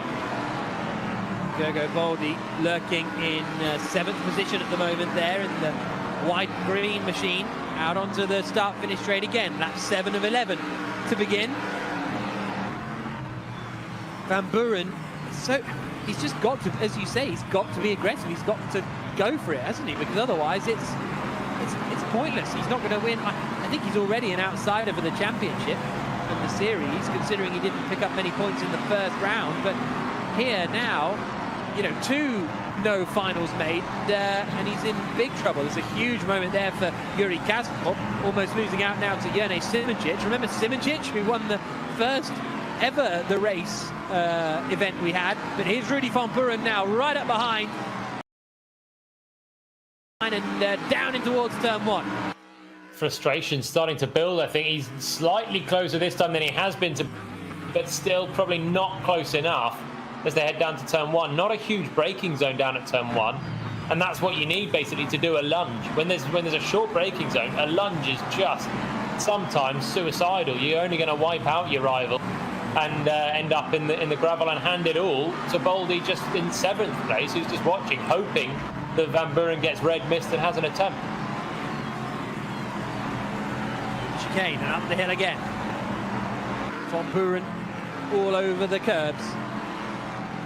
Still nothing he can do. He's managed to gap Baldi behind a little, so that's one positive for Rudy Van Buren, is that he doesn't need to have to keep his eyes on the mirrors quite so much. Across the line, the gap is just 3 tenths of a second down into turn 1. Look how close he is, hugging the apex down at turn 1. Slightly different line, things out to try and, if not unsettle Brzezinski, just find a little bit of time behind him, because what he has been doing hasn't been working. That won't work. Ran a little bit wide coming out of turn 4, and look, the gap just opens up to Brzezinski. Really frustrating for Van Buren, and this will allow Brzezinski off the hook 6 tenths, and that's going to mean he can breathe a slight sigh of relief for this lap at least. There's only 2 more after this that Van Buren's going to have a chance. Jajowski, the race leader, second, Wisniewski third, Kuis 4th, Brzezinski 5th for the time being. Jajowski, a finalist of the world's fastest gamer, which the 3rd iteration is getting underway. Download Gear Club on iOS or Android to get involved in that. We're on lap 10 of 11. The top 5 will advance straight through to the final. Van Buren, although he dropped back, has got back down to sort of half a second adrift of Kuba Brzezinski in 5th, but I just don't think it's quite going to be enough. Look at the concentration though in the bottom left. I think that's Yuri Kastorp that we're looking at as he runs in 8th place up over the crest of the hill. Jajowski's lead though is 2.1 seconds over Kevin Singer. It's absolutely huge as he starts the final lap. Simoncic on the grass through the final corner they come, and Van Buren still 6 tenths away from Brzezinski. It's not going to be enough. No. Not probably at this rate. Kastorp looks livid. He looks like he's about to hit a punch up in the bottom left. Just gritting his teeth and grimacing with every moment. He's also stuck behind Baldi in 7th, and he through to the final. This is the last battle then. Brazil half a lap to go.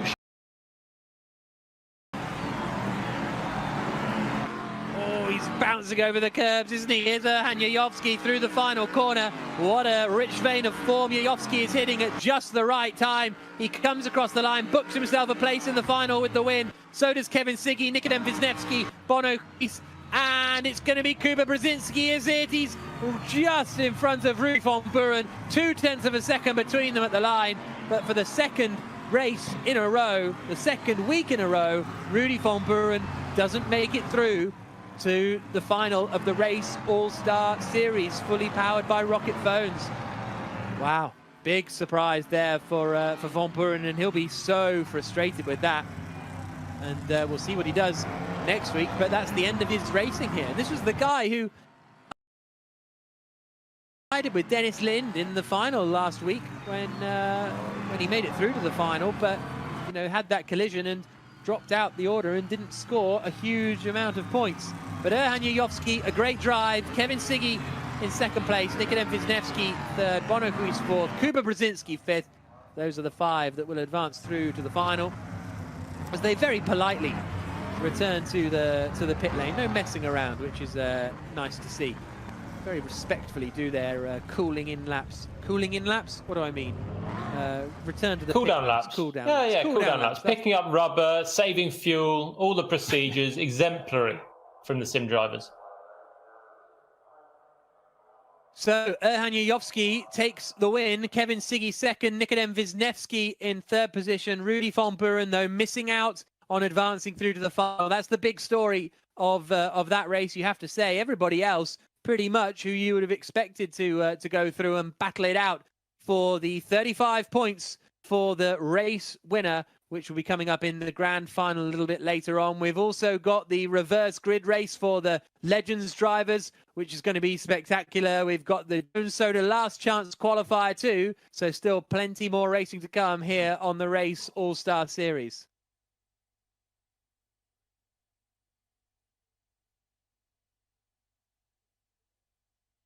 Well, yeah, you said it, Jack. Rudy's redemption, perhaps not even getting off the ground and not even onto a run. We said there was going to be big names every single time. We'll get to that in a minute. We've got our reverse grid legend. Now maybe you'll get the demo reel first interview with Fittipaldi. I know you've been waiting for this the whole time. Okay, Emerson, can you hear us? How are you doing? Looking good now. Okay, great. How was your first race? Disaster. I have to do a lot. Not easy. Yeah. I had a good start. I tried to be careful, but there was so many people spinning, crashing, and I think the biggest difference, the legends were overdriving, looks like turn 1 and 2, compared to the pro guys. You know, I see too many accidents. Corner 1, corner 2. It's difficult. How are you enjoying this sim racing thing? Because you started quite, a few weeks ago. Are you still having fun? I have a lot of fun. I still need to get the perception what I see on the screen, to go to my brain, to react, and see the depth of reaction. Yeah, well, what you do in the last week, you started the final or the second race quite high up, and you were sort of 5th or 6th for quite a long time. You were good last week.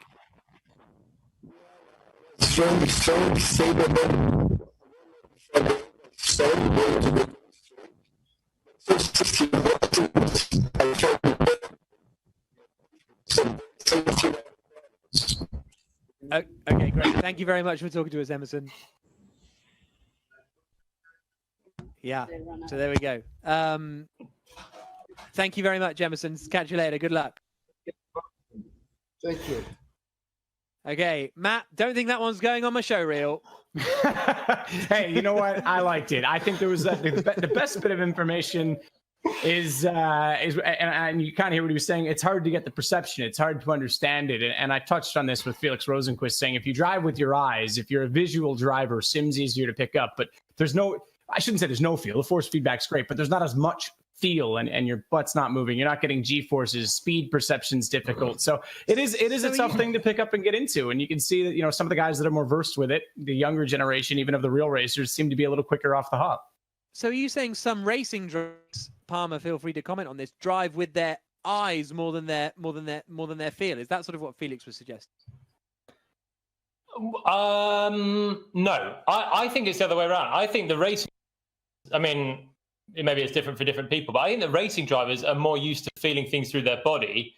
The sim drivers will be driving more with their eyes and maybe through their hands, the force feedback, whereas the real drivers, the pros, will be feeling all the G-force through their body when they're going through the corners, the curbing, you know. That's where it's not just about looking with your eyes. So maybe it's different approaches for different people, but certainly for me, yeah, I think that's the big difference between sim racing and real track. You feel so much more through your body.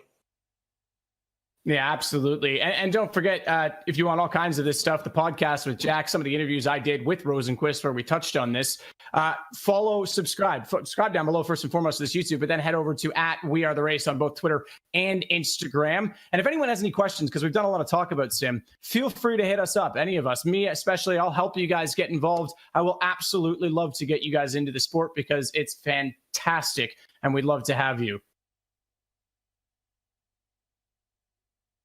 And welcome back to the Race All-Star Series, fully charged by Rocket Phones. Rudy's redemption comes to a short run. He's out already. Heartbreak, but we still have our last chance. Qualifier Grid Legends race. We've got tons of action still to come with both Jack and Julian. And I think so far it's been a pretty solid day, but Lime Rock's proven to be pretty challenging so far. It's overtaking, really, isn't it? I mean, the track looks great. In the same way that Monaco is great, you know, these places that to drive them really flowing. It's Alton Park from the UK. You know, I don't know my American tracks as well as I know my British tracks. Alton Park, picturesque, lovely, small margin for error. Cadwell Park even more. Wow. Overtaking is very difficult. Brilliant track to drive, overtaking difficult, and that is what we've got right now here. I think that's true of a lot of the old and narrow tracks. You know, they're drivers' tracks, but the racing becomes difficult to manage at times. And that's why qualifying is so important. And qualifying for the finals, we've got the Jones Soda last chance qualifier, and qualifying is literally underway. If that qualifies for a throw, Jack and Julian, I'll send it over to you.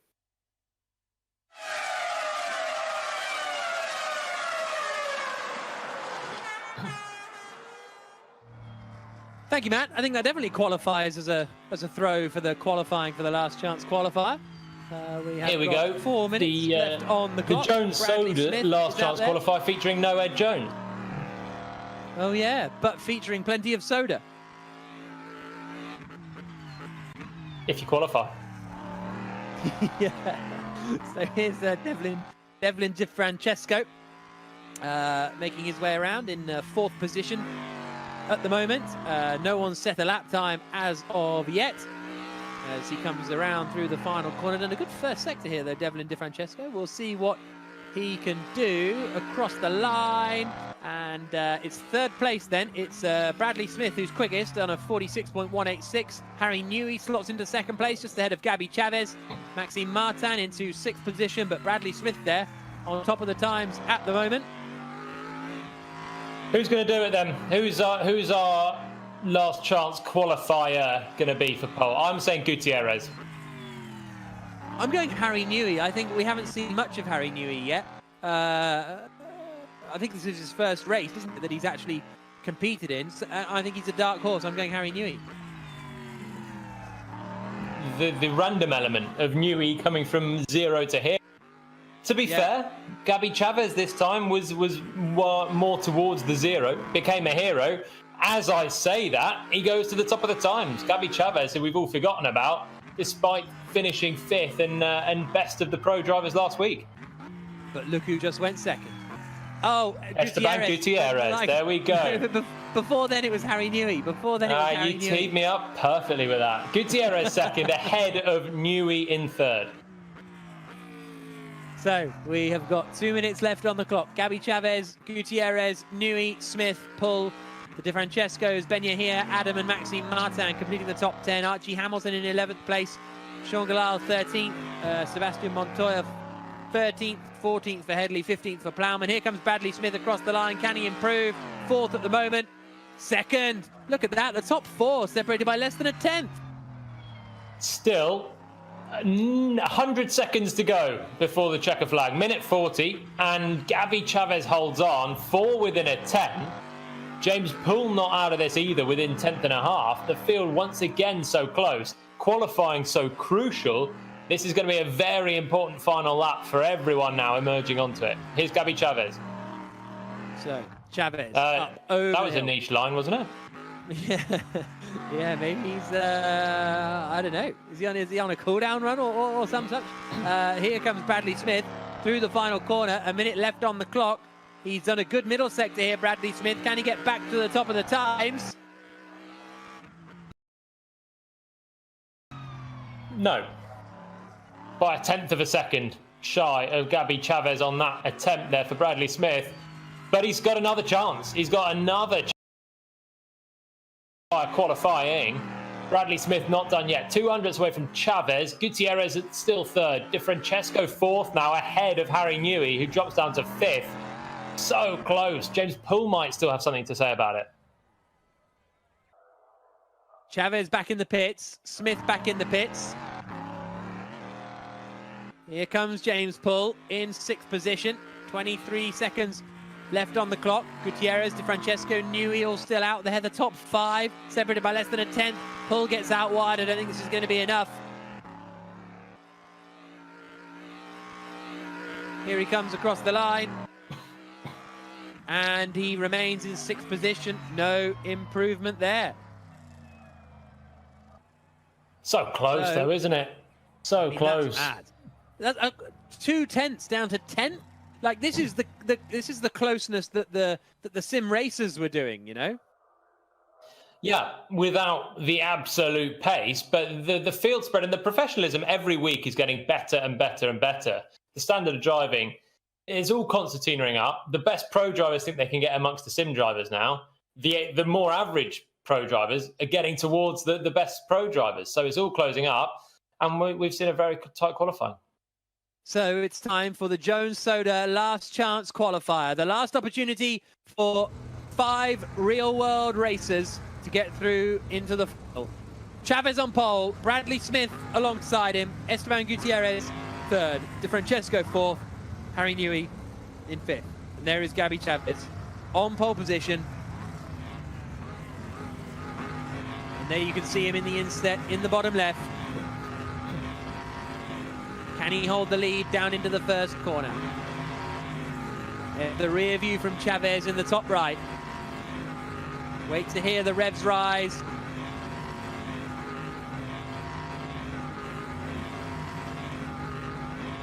Then we know the lights are coming. Everybody in position. Harry Newey at the moment in 5th place. It would be the last of the qualifiers if it finishes how it is now. Chavez grips the wheel. And away he goes. Good start from Chavez. Smith gets away fairly well too. In fact, the best start comes from DiFrancesco down into the first corner. Can he get past Gutierrez? They're still side by side. They're still side by side for 3rd place. And they're still side by side coming through the left-hander. DiFrancesco and Gutierrez having a great fight. And in the end, it is DiFrancesco who holds on to 3rd spot. Gutierrez 4th, James Poole in 5th. And Harry Newey has dropped down into 7th place. Great move from DiFrancesco, as you say. Gutierrez started ahead, but got muscled out in a 4-corner move.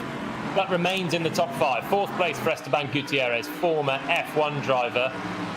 Chasing down Devlin DiFrancesco. At front, Chavez got a great start ahead of Bradley Smith as well. Chavez's launch off the line was superb, and he was really unchallenged down to turn 1. Esteban Gutierrez swinging through the right-hander. He's got Benya here behind him in 5th place, who's 6/10 ahead of James Poole in 6th position. So that's the drivers that would be just out as it stands. Harry Newey there in 7th, ahead of DiFrancesco in 8th, as Newey tries to close in on Poole and Benya here. And there is Harry Newey in the bottom left. Curtains drawn, appropriately so. See what Harry Newey can do. Chavez is only 4/10 behind Bradley Smith up at the front as well. Smith's got past Chavez. Smith has passed Chavez, who was our pole man, who was untroubled turn 1, and now Smith is 3/10 ahead. So Chavez must have had a bit of a mistake somewhere. And now Lachlan De Francesco has a bit of a lunge on the inside of Newey. That could be tears, but Newey just opens the door and gives him room. And De Francesco runs wide on the exit. So Newey there just about getting the measure of Lachlan De Francesco. And then we've got a car in the wall behind. That's Sean Gelael. So Gelael in trouble, dropping down the order and out of the running. Smith then in the lead. Gabi Chavez in second. De Francesco third. Gutierrez fourth. Ben-Yahir in fifth. And to be honest, Ben-Yahir's now got a 2-second margin over James Pull in sixth position. So Ben-Yahir looking pretty comfortable. Here's a look at the replay of Harry Newey. Of a fight, and that was how Sean Gelael ended up in the walls. I think he pinned it on his own. Lachlan came across it, but I think Gelael might have just accelerated with a rear right, touching the grass, lost traction, and round into the wall. 4 of 11. Harry Newey in the bottom left, running in 7th place. Just under a second ahead of Johnny Adam in 8th position. 9th is Tom Ingram. Still Smith leading the way. Chavez in second, De Francesco third, Gutierrez fourth. They're all fairly spread out up at the front, aren't they? There's a yellow flag out there in sector 2, so someone's had a little bit of a moment. But good to see Harry Newey in the class, because he's done a lot of junior single-seater racing. Stepped up to European Formula 3 a couple of years ago, and a front runner in the British Formula 4 Championship, the BRDC Formula 4 Championship as it was then. Yeah, finished second. Very quick, Harry Newey, on his day in that BRDC Formula 4. I think it was 2015 that he finished runner-up there. And yeah, he's very quick. Moved up to F3 and now into to sports cars and doing very well. And right here, 7th place. But he has dropped away from James Pull in front. So not quite looking like he's going to make the final at this rate. That's 6 of 11.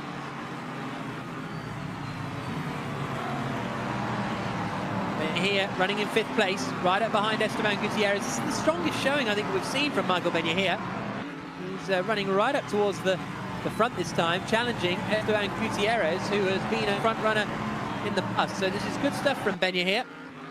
As he comes over the crest and into the penultimate right-hander. There you see him in the bottom left.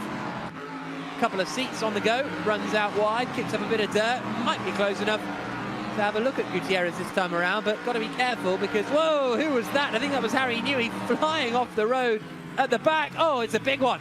He's come back across the road and heavily into the wall, and Harry Newey's run is over. That was large. Yeah, wide coming out of the final corner into the outside wall across, I think, there for Harry Newey. And he was having a good run, good pace, but that big mistake then will rule him out categorically from making the final if it was already looking tough. Here goes Gutierrez, that's a lunge on the inside of De Francesco, and Ben-Yahir cutting the corner completely, passing Gutierrez. The replay coming through the final corner, Newey got well out wide, lost the back end, spiraled across the circuit, and that is a big hit for him. No, but what happened with the battle up at the front, Gutierrez has dropped down to 6th position in all of that. So Ben-Yahir up into 4th, James Pull in 5th now, Esteban Gutierrez in 6th, but only 0.6 of a second away from James Pull. Gabi Chavez is right on the back of Bradley Smith now as well, so this has been a bit of a slower brewer. No, not brewer. Yeah, it's like a slow to the boils kind of thing, this race, but it's all kicking off now in the closing stages. Oh, and a mistake from Smith, goes quite wide. This is close for the race lead. Chavez on the back of Smith and pressure on. I'd love to see a replay of how Gutierrez dropped from attacking De Francesco. Ben-Yahir dropped right over the chicane, and somehow Gutierrez came down in 6th place. So he's going to lose out right now with only a couple of laps to go. But I think... What's happened there? Chavez and Smith, they came together in the most bizarre way down at the first corner. and they've dropped down to 5th and 6th positions. Chavez has a bit of a laugh and is saying, what on earth has happened there? De Francesco now in the lead. Ben-Yahia 2nd, Pull 3rd, Gutierrez 4th, Gabby Chavez in 5th. That was very strange down at turn 1. Was that a lag moment that has just caused Chavez to completely rear-end Smith at turn 1, and they've both just... Chavez basically mounted Smith, and they've both ran wide into the barrier. Chavez chuckles because he's in the top 5, and that's enough. Smith was leading, and is going out now. Wow. Penultimate lap of the race. De Francesco now out in front, 4 tenths ahead of Michael Ben-Yahia. Paul, Gutierrez and Chavez, the drivers that would be coming with him through to the final. Astonishing stuff.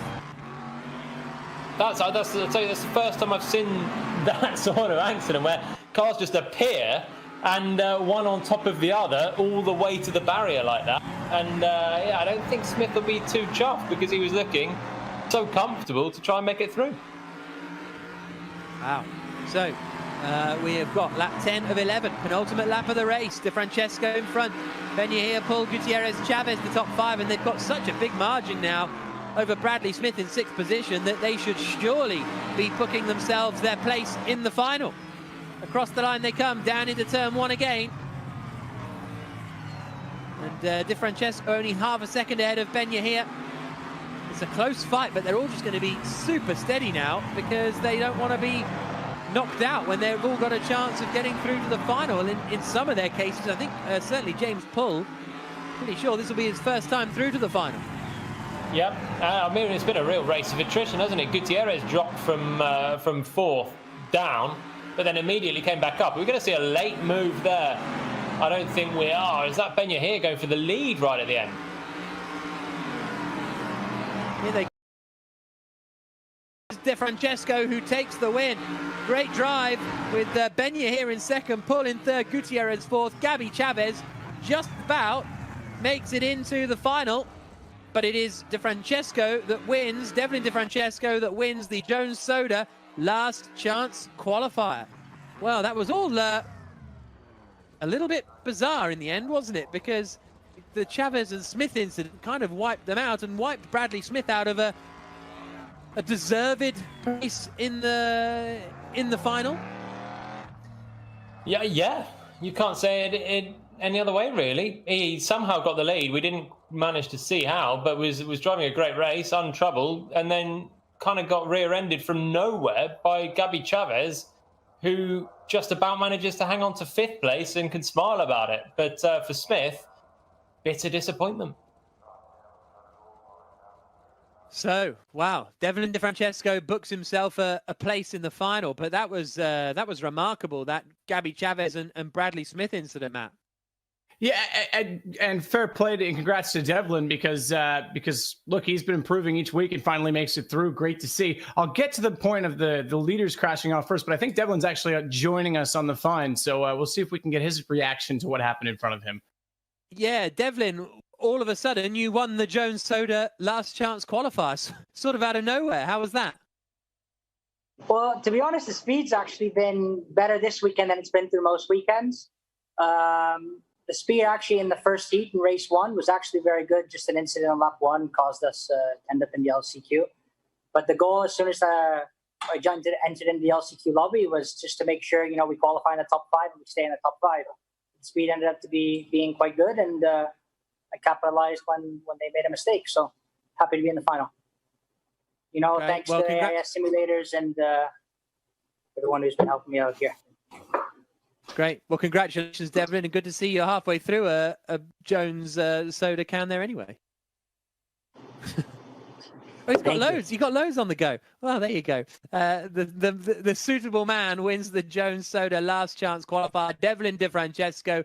But when we come back, we've got the reverse grid race for the Legends and the Grand Final in the Race All-Star Series.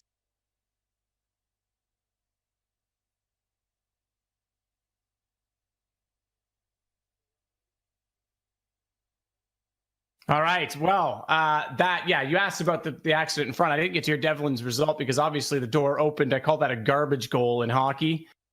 He's a Canadian. He'll understand the reference, but it must have been an issue, a tech issue of some sort in order to cause that incident, because running 1 and 2 in the last chance qualifier, there's really no need to make a move. The goal is to make it to the next race. So I'm very curious what happened there between the two of them. But now we look forward to our reverse grid Legends race. That must be next up ahead of the grand final. I'm buzzing. Yeah, this is going to be fantastic. I do hope that we get through turn 1 relatively cleanly. I want to see Jensen and Magnussen charge together through the field, and we had so much focus on them that we didn't even mention guys like Pirro, who's been quick every week, Plato, who's been looking good. Franchitti had a crash in the race, and I think that's true to form, guys, because I saw some footage from practice earlier in the week that is pretty spectacular. I think we've got it here. Jack, you know him well. Maybe you could talk us through this driving technique. Well, we all know him well enough that this is what he usually does, have massive airborne rolling accidents. I mean, that's classic Franchitti. It reminds me a bit of Andrea De Cesaris having that shunt at the Oostenrijk ring a few years ago in the, was he in a Brabham, I want to say. But yeah, that's a classic Franchitti crash. But this time he emerges without the injuries he usually gets. So I guess that's one of the positives. Modern safety is stepped up so much, and I think Dario will be grateful for it. Absolutely. And of course, this is the reverse grid. The first race where it was qualifying actually had 10K on the line. Jensen nearly got it for 2 weeks in a row. But this week, obviously, it was Jan Magnussen. Now, I'm going to try to pronounce this. It's Björn Pramgut. That's way off. But from what I understand, it's a children's hospital in Denmark. So 10K will go to them on behalf of Jan Magnussen and the race for doing this. So very cool to see him coming out. But this one's all for fun. I don't know who else can feature in this that maybe again, there was so much focus on what was the best race, I think, of the entire series that we didn't really see a lot of the other guys.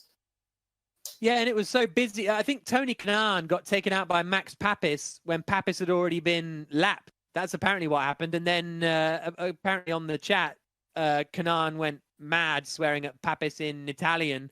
So there was a bit of anger there, reportedly, according to my sources, which is Dario. So yeah, it would be fascinating to see them all fight through the order. And I want to see a bit more from Pirro, because he's been really busy in fights and all that kind of thing, and we haven't really seen him up at the front since race 1, properly fighting it out there. So it's just, you could watch every battle out there and be enthralled and think it's super cool, because it's super cool.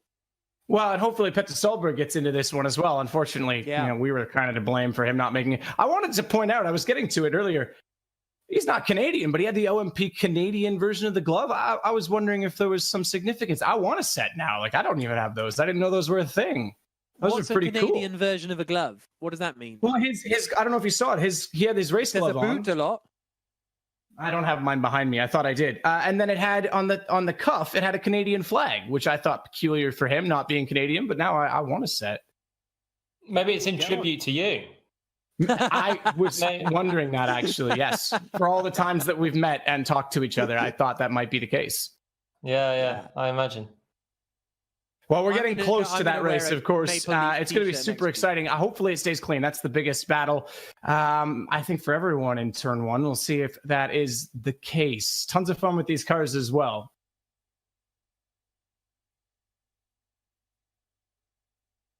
Well, time to get a little bit backwards as we start the reverse grid of the Legends race in the Race All-Star Series, fully charged by Rocket phones. And this, if anything from the first race to go by, could be equally, if not more exciting, as we have some very fast people at the back charging through a track that doesn't really lend itself to overtaking. Yeah, I don't think we're in for a pure motor race the way that the Magnussen Button fight in race 1 was, but I think we're in for a chaotic motor race the way that the Race Legends Trophy events have been. Really excited for this one. No qualifying, of course. It's just a reverse grid. So before too long, we'll be seeing, I presume, Petter Solberg on pole position, I would have thought, because he didn't take part in the last race. So he's got to be up there towards the front. Really excited to see what he can do. Yeah, and Julian, you said this was reminiscent of '92 in Monaco and was the best race since lockdown, if not ever. I mean, is it possible we see something similar as they try and fight through this field, or is that out of the picture? I'm expecting more like Monaco 96 now, or maybe Spa 98, more like the chaotic version when you got cars out of position. I mean, the quick guys at the back, it's just a battle of trying to pick your way through the inevitable chaos that will ensue. And then hopefully we can see some pure racing later on. But there's just this is a recipe for chaos early doors. It's all about keeping your nose clean if possible. Well, if possible. Thankfully, as I said early on, 25% damage, not full damage, which is probably well advised. Jason Plato was someone we didn't mention a whole lot of. We've got a few new debutants as well this week. Antonio Luizzi, we didn't mention him. One of the guys with your helmets behind you, Julian, had the coolest lids, I think, of all time. That one color, one side, non-symmetrical, great design. But Plato looked pretty good. I think he came through in 6th after there was some contact that he could take advantage of. Maybe something for him on the reverse? Possibly. He's a man that knows how to overtake. They have BTCC as well, of course. So he's used to this sort of format. We'll have to see if he can come through. I'm looking forward to seeing what Solberg can do out front, to be honest. We haven't had a rookie debutant on pole since Emanuele Pirro in Silverstone all those races ago.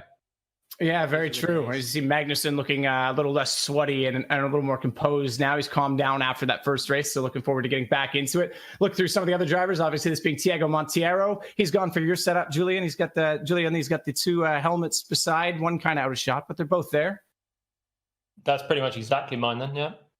Yeah, and then Max Pappas, of course. Max is just a shout out to Max as well with Max Pappas Innovations. He's done a lot of work on steering wheels for V8 supercars and whatnot. I talked to him a little bit on this channel, actually. It's if you go through the videos, I did an interview with him. But one of the cool things is that he actually built a steering wheel for Robert Wickens to use, which has a full hand control. And maybe there's something in that if there's a business for lots of other people in a similar situation that want to get involved in sim racing. I thought that was a great thing for him to do for Wickens. And now we see a few more of the drivers. Obviously, Dario's there, hopefully not repeating what we saw from that practice incident, Jack. Yeah, absolutely. David Brabham, who he ended up in a spin, I think, in the first race. The former Le Mans racer, former Formula One racer. There's Petter Solberg, all set, ready to go as we are about to get underway with the Legends Trophy Reverse Grid race. Looking forward to this a lot. I just thought I'd point out those gloves where I could. The Canadian flag on them. I do want to know what the significance is, but we'll find out what he can do. Monster livery from the front row. We'll see if he is a monster in this race. Jack, over to you. Petter Solberg then on pole position. Juan Pablo Montoya alongside him on the front row of the grid for this reverse grid Legends Trophy race in the Race All-Star Series. Fully charged by rocket phones. There we see Petter Solberg in the inset, in the bottom left. On the right-hand side, we're on board with Montoya as we wait for the race to get underway. 13 laps of action about to begin. Wait for the revs to rise. We'll see what Petter Solberg can do. Montoya, as I say, in second place. It's going to be a fascinating fight. We've got the front runners from the first race, Jenson Button and Jan Magnussen, starting right down towards the back of the order. 13 laps in these McLaren M23s about to get underway. Is that a bit of smoke coming from Solberg's car? Maybe he needs to stop revving the engine quite so much. And he's missed the start as well. So Petter Solberg from pole position. Oh, and he's wiped out as well. Absolute carnage right at the start. And it's all over before it even begins for Petter Solberg. There's more cars off down at turn 1. Montoya it is who has the lead. Darren Turner up into third place then with Dario Franchitti right behind him, fourth position. Carnage at the start, Julian. And Jenson Button already up to fifth place as well. Pretty much the back, second last with Magnussen just behind. Magnussen 15th. Button up to fifth. Franchitti makes it past Darren Turner up to third. Those are the guys probably to watch out for, as well as Juan Pablo Montoya, who has been quick, started basically at the front, especially when Solberg didn't get off the line, and then got involved in the carnage. But I don't think Petter really knew when the race was going, and then when he did start, I don't think he knew a lot about the cars that drove into him either. No, absolute carnage there on lap 2 of 13. And it is Montoya leading, Liuzzi second, Franchitti third, Turner in fourth position, Button in fifth, Salo sixth, Pirro, Prio, and Villeneuve completing the top 10. Oh, Button's round. He went for a do or die on Darren Turner in the background at turn 4, and I don't think Turner saw him coming and presumably turned in, and that was a bit, I think, ambitious potentially. Turner's right in the wall there at the back. I think that one might have been a bit ambitious looking at the quick shot we got from Button. He was already up to 5th. He didn't need probably to be charging through that quickly on guys that we know he's quicker than, but now still going down in 9th place behind Jacques Villeneuve. Here's a look at the replay then. Talk us through it, Julian. Oh, wow. Yeah, so he got a better exit, but straight lined it basically for the apex at turn 4, and there's no way Darren Turner would expect that move to be coming, and that's why Darren Turner then ended up in a big old barrel to the wall there. But yeah, that one was a bit ambitious there, I think, from Jensen. He's probably just frustrated after the whole last race not being able to overtake Jan Magnussen. This time he went straight for a move, and that was a bit the Button move on Pascal Wehrlein in Monaco 2017, I'd say. Very precise recollection, indeed. Juan Pablo Montoya leading the way, then Antonio Liuzzi second, Dario Franchitti third, Mika Salo fourth, Emanuele Pirro is in 5th place ahead of Prio, Plato, Button, Villeneuve and Montero, the rest of the top 10. And there is Juan Pablo Montoya putting a lap on someone already who's been in the wars. But good drive this from Juan Pablo. He qualified well in Silverstone, but haven't seen him running quite towards the front, and he's got his actual helmet as well, which is really cool to see. Yeah, I quite like Montoya's helmet as well. It's quite funky livery, isn't it? But he's always been quick. That's the thing with Juan Pablo. I don't think he's had a win yet, but he's always been there or thereabouts in the top 3. And to be honest, the fact that he was starting right at the front was kind of, I don't know how he ended up there after the chaos of the first race, but he was always going to be a bit of a favourite amongst those others that struggled in the first race, given his relative performance. Right now, 4 seconds ahead of Antonio Liuzzi. Franchitti needs to try and clear Liuzzi, and then we might have a fight on our hands at the front. Button's got ahead of Mika Salo and up into 7th place. What's this replay of here? Is that Petter? Oh, that's Petter Solberg with a big spin down at the chicane, and someone else is having a moment in there too. Here's Franchitti. This is the move for second place then, on the back of Liuzzi. He's having a good drive, keeping it nice and calm in the orange car. As I say that, I think he's gone off straight into the wall at the final corner. And that's the end of Liuzzi's solid, quiet, consistent drive as he plunges down the order. Plato's up to 5th, behind Andy Prio. Touring car rivalry's going to be renewed there in 4th and 5th, Prio and Plato. But Franchitti now up into 2nd, and can he catch Montoya? He needs, about just over half a second a lap to get there by the end of the race. Well, it's going to be a big ask, Franchitti, running in 2nd place at the moment, swinging through the right-hander at the chicane and almost not bothering at all with that part of it. Antonio Liuzzi has emerged back in 7th position, so still in the fight at the moment, Antonio Liuzzi. But he's got a long way to go. And there is Jenson Button right up behind Jason Plato. Jan Magnussen won the first race. Let's see if Button can get past Plato in the way he couldn't before. Button to the inside, up the inside of Jason Plato, and that is now 5th place. I haven't seen Jason Plato race this fairly and this cleanly since probably his Vauxhall Junior days, I don't think. That was a very nice move that Jenson Button put on him, but Plato with no real defence. And I thought that might be a tricky one for him, the touring car veteran. But no, Button through up into 5th, and now he's got the other touring car veteran of Andy Prio just ahead.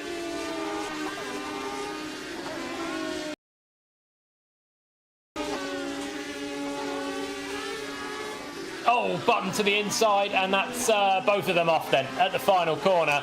And Button then just lunging to the inside. I think Prio was maybe a bit wide, a bit slow coming through. And Button's back in the wars. Prio is continuing, but with a lot of damage to the front end there. So that's Plato up into 4th, and Button once again on the comeback trail, but finding trouble.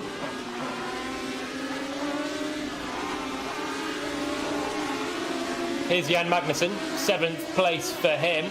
He's quietly making his way through the pack as well. started, of course, absolutely plumb last. Yeah, and Magnussen, and what to Mika Salo, who's ahead in 6th, and then Liuzzi, who's recovering from his own moment when he crashed at the final corner. It's been a real race of chaos. Montoya still leads 5 seconds, though, to Franchitti. That gap has actually gone up since Franchitti got into 2nd place. So Montoya is showing great pace. This is a really good drive from Juan Pablo Montoya. And he is 5.3 seconds, as you say, ahead of Dario Franchitti. Emanuele Pirro in 3rd. Jason Plato in 4th on his debut, and running at a reasonable pace. You know, he's keeping ahead of Liuzzi for the time being. We'll see whether Liuzzi can close back in. It's a shame for Tonio, because he was running pretty strongly up in that 2nd place until he seemed to just drive straight on, basically, at the final corner. But here's Juan Montoya across the line to start lap 10 of 13. Night time in the Montoya household, I think. Is he got his son watching in the corner as well? Or am I seeing things in the darkness? But he's doing a great job in his blue and yellow Tyrrell 89 livery. That's seeing him 5.5 seconds clear of Franchitti right now, and fairly untroubled, and looking set for a first win right now. Montoya up over the crest. Franchitti 2nd, Pirro 3rd, Plato 4th, Liuzzi 5th, Salo. Magnussen's got up into 7th place then, having started at the back of the order and presumably been a bit more affected by the opening lap chaos than Jenson Button was. Here's Pirro, though, right behind Dario Franchitti. So this is the battle for 2nd place. Emanuele Pirro trying to challenge Franchitti. Yeah, Franchitti's been chillaxing the last couple of laps. He made his way up into 2nd place, but has since lost a good 2 seconds to Montoya, and now Pirro has caught him. So Franchitti under pressure. This is for 2nd place, and they've got a huge gap of 12 seconds back to Liuzzi now, who's in 4th. Plato's gone walkies. He's down to 7th again, so mistake from Plato somewhere. But here we go, battle for 2nd. Up over the crest. Coming through to start the penultimate lap of the race here, so Emanuele Pirro needs to make the move soon if he wants to get ahead of Franchitti. Under the ABK Beer Bridge, down into the right-hander.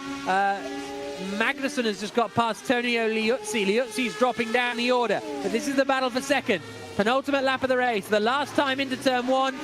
Liuzzi told me the other day he would have disqualified himself if he had been a race steward at Nola a couple of weeks ago. Oh, Franchitti goes for the bold move to the inside, trying to get past the back marker, and that is just about worked out for him, and it has not worked out for Emanuele Pirro. That is really good work from Franchitti. He wasn't hanging around and losing time behind back markers there, was he? No, not at all. And that was it Max Papis they were coming through to lap, and now finally Pirro I think is through as well. But look at that, Franchitti there scything his way through has just opened up a nice nearly 2 seconds to Pirro, and all in one instinctive overtake. Good stuff. Juan Pablo Montoya, though, starts the final lap in the Legends Trophy reverse grid race here in the Race All-Star Series, fully charged by rocket phones around the Lime Rock race circuit in the United States of America.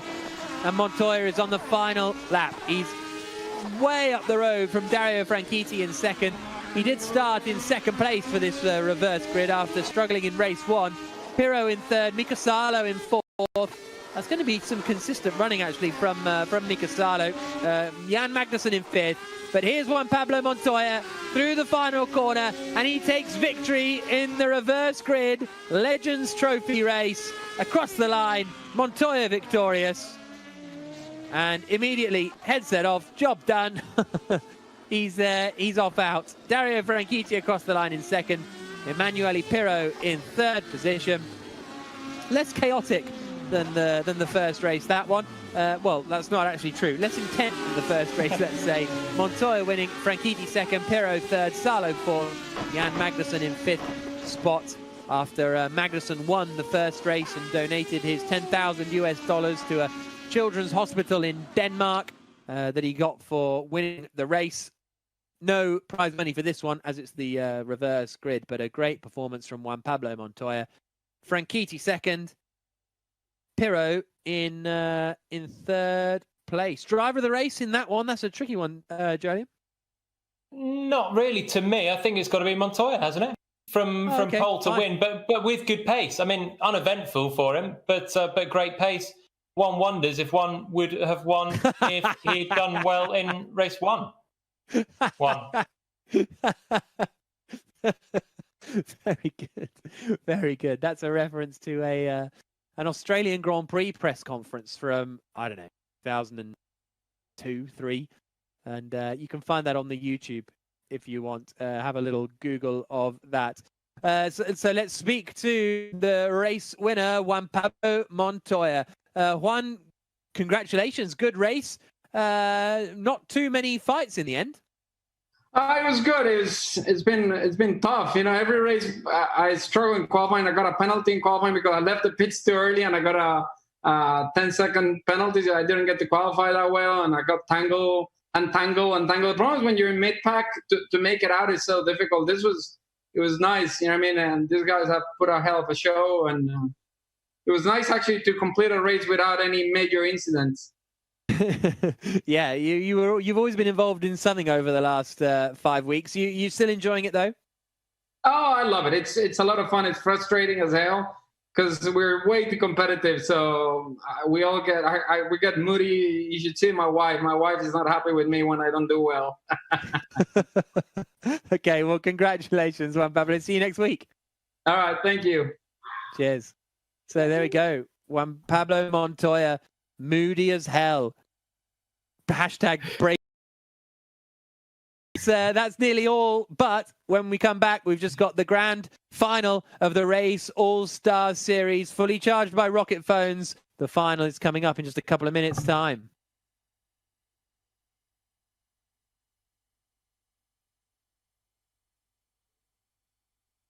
I do love that he says they get intense and emotional and competitive. I think it's overdue to have Montoya on the top step of the podium. There was an event that was sort of, I want to say, end of November, maybe early December in Miami, and I think it was called Miami's Fastest Gamer. It was a spinoff of the World's Fastest Gamer. Had Juan Pablo, who was part of the judging panel there. I was going to say Jan Maddenborough. He actually wasn't at this one. He was one of the other judges, but Rudy Van Buren.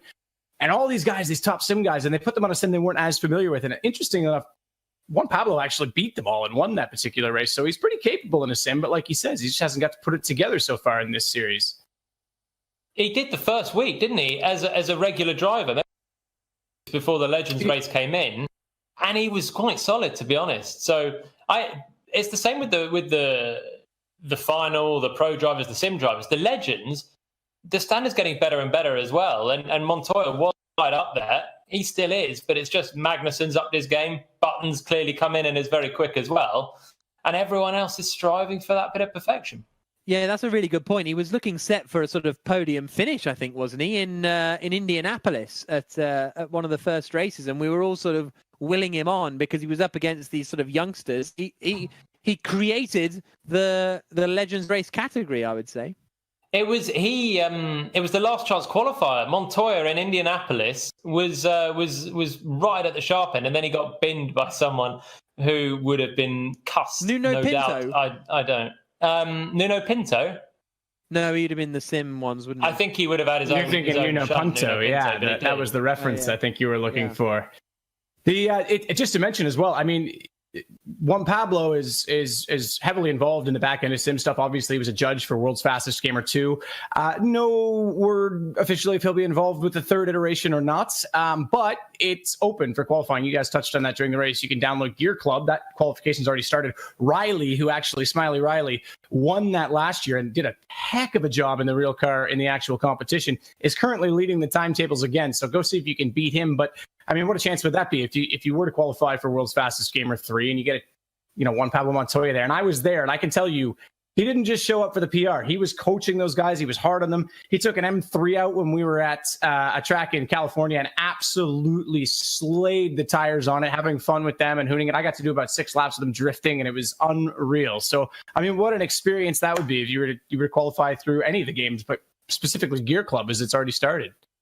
Yeah, that would be one. That would be up there with my top passenger rides. Actually, Juan Pablo Montoya in like a rear-wheel drive BMW would be pretty cool. I have had a passenger ride in a front-wheel drive Renault Clio around Bedford Autodrome from a Formula One driver, but I think Montoya in a around California would be cooler. Man, he left the pits and he was showing the competitors how to drive proper and how to use throttle and how steering and throttle are connected, and he was being well behaved. And then I went out with him and he looked at me and goes, "So what are you doing here?" And I went, "I don't know, I'm just here with you." And before we even left the pits, he was full sideways, opposite lock, slamming it around it was unreal. It was super cool. Montoya, for me, he's one of the fastest, most naturally talented Formula One drivers that has maybe ever driven. So quick. But I can't believe that Nichols is just like that. Just I gave him such a hot lap in a Renault Clio. Oh, it was you. Wow. And look, he's just, it was great. It's like it was nothing to you. No, I said it was great. It meant the world to me, Julian. You know, you're not the only F1 driver to have a Clio. I think Lando had one last season. So there you go. Legendary car in that way. We'll see who comes out on top here as we get into it. Time for the big one. The Race All-Star Series, fully charged by Rocket Phones, is about to get into the grand finale. It was a controversial one in week one. Rudy Van Buren and Dennis Lind tangled and tripped over each other at Sebring. Rudy Van Buren didn't make it through the qualifier this time, which is a ridiculously large story. And Aaron Yarovsky looks like the man to beat. He could go for 2 for 2. Guys, this is getting pretty serious now that the championship points are on the line. Jack, I think we've already got some heartbreak, but we've got some big stories to get to. Yeah, this is really, really going to be big. Aaron Yarovsky, as you said, last time out, here he is starting his qualifying run this time through, and we'll see what kind of lap time he can do, because it was incredibly impressive from him 1 week ago. He won his qualification race here today, so he has to go into this one, Jolien, as favourite, surely. Is that where your money's at, Yarovsky, this man? I think, yeah, it's got. You know me, I picked the favourite. Yeah, I'm going Kevin Siggy. I'm backing Siggy to make a big comeback after the disappointment of last week.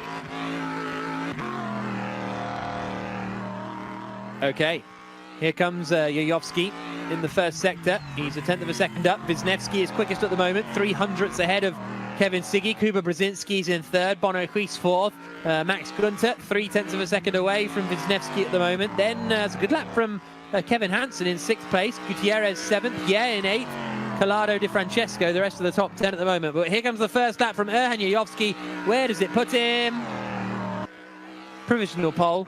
Oh no, not for long. Wisniewski comes back across the line and immediately goes 0.2 quicker than Yarovsky. Siggy fourth, Dennis Lind up into fourth now. Mike Epps into fifth position, just ahead of Bono Huis. Kuba Brzezinski drops down to eighth place, so it's Nikodem Wisniewski who's at the moment on provisional pole position.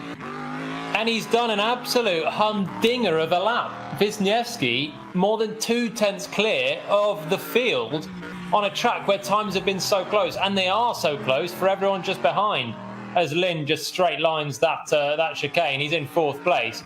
Surely you can't do that.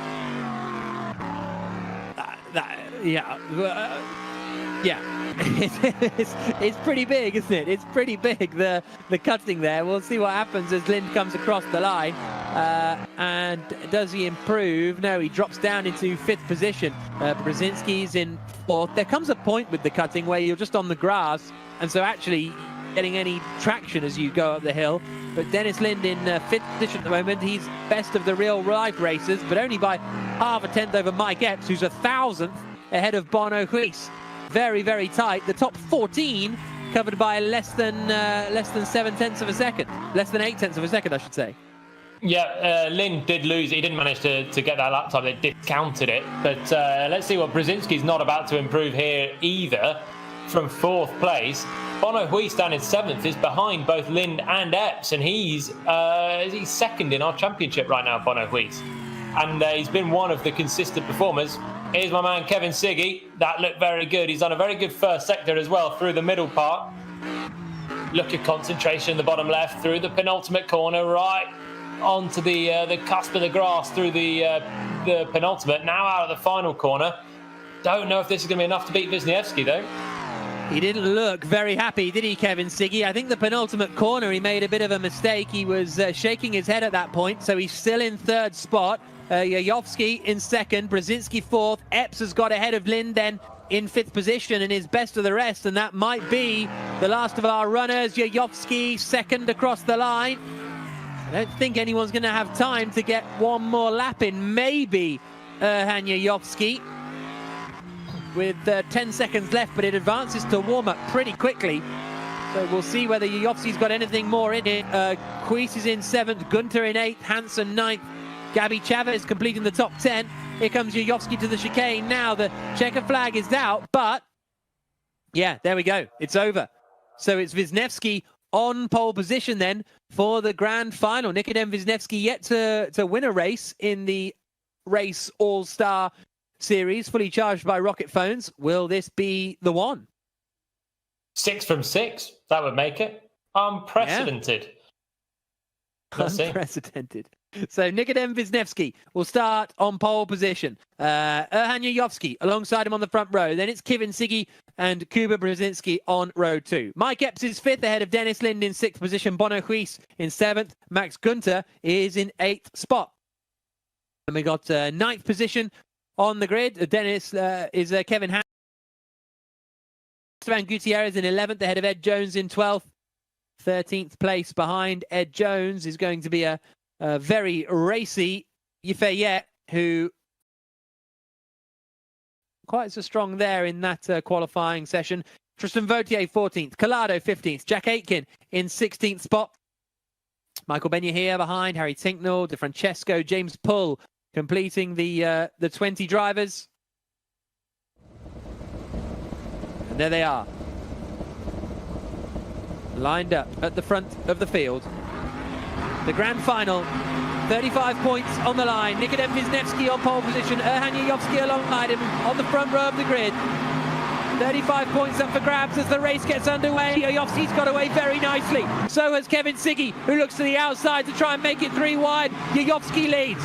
Wisniewski into second place. There's a bit of contact there as Brzezinski forces his way past Kevin Siggy. Brzezinski up into third, Siggy down to fourth.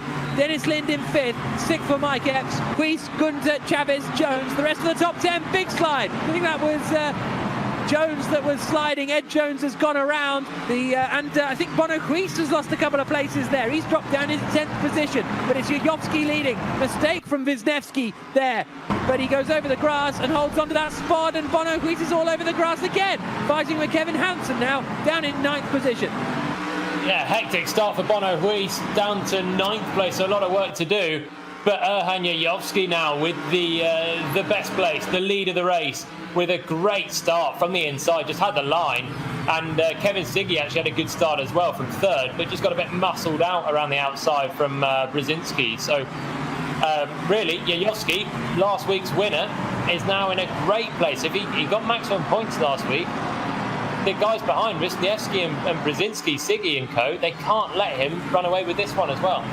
No, you're right. Otherwise, they'll have a very tall order to try and sort that out. That's a bit of a mistake there from Kevin Siggy. That could allow Dennis Lind the chance to attack. Not quite close enough, though. Lind in the second of the red cars, I should say, up behind the orange machine of Kevin Siggy, coming through the final right-hander and out onto the start-finish straight again. This race, double the distance. And this is lap 3 of 22. Max Gunter attacking Mike Epps. Mike Epps very firm with his defensive move there. Yeah, he did. I mean, just savagely cut to the inside, but I think that was okay. But then he did perfectly down at turn 1, just to park it on the apex a little bit and not allow Gunter to slide through on the inside as Epps ran wide. He managed to stop it well and just defend that one nicely. So now Gunter drops towards Chavez more, who's up into 8th place and having a good race, and Chavez with Bono Huis just behind him as well. And we know Huis is quick, the sim racing regular, but he's got a lot of overtaking to do if he wants to salvage some points here. Max Gunter there in the inset on the left-hand side. The BMW driver in Formula E is running in 7th position. This is Kevin Siggy right up behind Kuba Brzezinski. Yayovsky's lead is up to 7 or 8 tenths of a second at the front. Siggy's trying to close in on Brzezinski, but they're already 2 seconds down the road from Yayovsky. Huge. Yeah, Jajowski right now is looking very good for this. Wisniewski is just under a second back. Our pole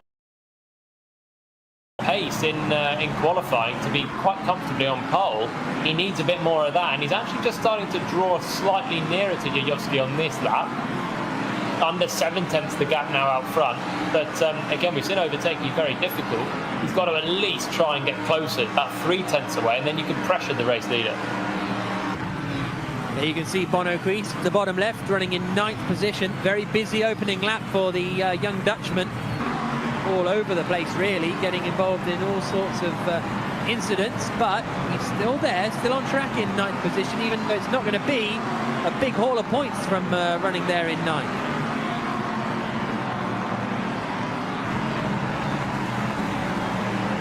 Running a bit wide, further back. I think that might have been Ed Jones on his climb back up the order. He's in 15th place. We're looking at Esteban Gutierrez in 12th spot. Up behind Harry Tincknell.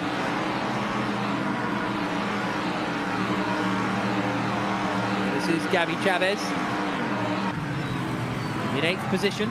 Quite a quiet race so far. Wisniewski's only 6 seconds behind Jajowski up in front. We're looking at Gabby Chavez on the bottom left. Doesn't look like a very stable setup, does it, Chavez? When he turns, look how much the sort of desk that the wheel is attached to is moving. Maybe it's meant to be the case. I don't know. Extra bit of force feedback over the bumps, maybe. He's just the whole desk moving as he turns the wheel. It is moving quite a lot, isn't it? Chavez has got Bono Huis right behind him, coming out of the... This is a chance for Huis now, just 1/10.5 away, and 1 corner away from a nice long straight, and a bit of an overtaking chance, but he's lost a bit. Runs slightly wider in the final corner, and I don't think he's going to be able to do it. It seems like drivers are struggling with a bit of dirty air in these cars.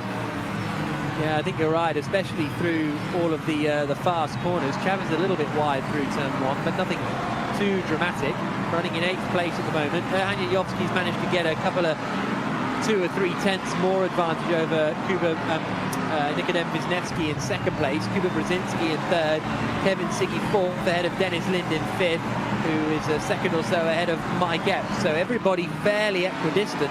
Big gap from Jajowski to Wisniewski, but apart from that, everybody is fairly close to one another. In fact, Dennis Lind's only half a second behind Kevin Siggy, so that's quite a close fight over that 5th position. Did a great job, Lind right now, just behind Siggy, the pro racer against the sim racer, and the star of, for me anyway, the opening rounds alongside, who's not even in this final. But yeah, Siggy's not been able to make any sort of inroads on Brzezinski. Brzezinski's dropped a long way away from Wisniewski, and Wisniewski dropped back the last lap a good couple of tenths away from Jajowski. So now it's 8 tenths the gap, or even a little bit more. Here we go. Huis now past Chavez, surely on the inside this time. Absolutely wheel to wheel, but he didn't quite managed to find the space there. That was so close between the two of them. Gabby Chavez still running in 8th position. Just so difficult there. I'm surprised that with Bono Huis looked like he had the drive coming out of the chicane. Then they might have had a slight touch as Chavez tried to shut the door on the inside, but nowhere through for Huis still. So he's still paying the price for that poor start, where he dropped a couple of places running wide. Lap 8 of 22. Jajowski still leading the way. Wisniewski in 2nd. This is Gabby Chavez we're watching in the bottom left.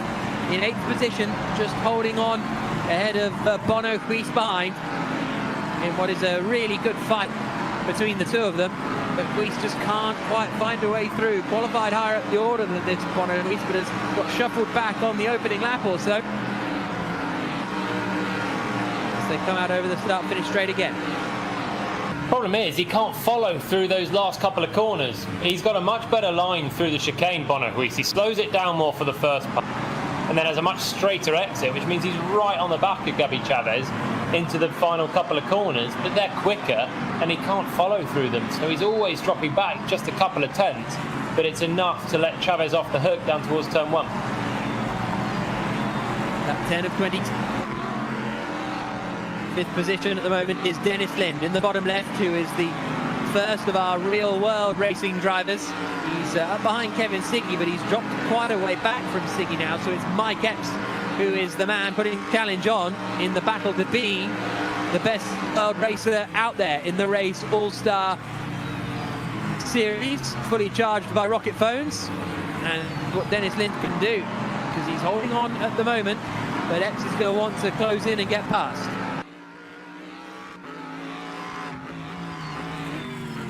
Hanya Yovsky, though, is out in the lead of the race, comfortably ahead of Nikodem Wisniewski now. He's just been gradually building that gap up, hasn't he?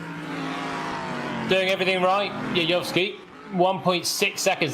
Gradually, it's just suddenly rocketed out by a good half second. So he's doing everything right. And Wisniewski, in turn, is under no pressure at all. You can see just in the background the red car of Brzezinski, but he's nowhere near Wisniewski either. So the top three all pretty spread out right now. Then Siggy's still a second and a half back from Brzezinski. Then we've got that fight between Lind and Epps, and Gunter's right with them as well.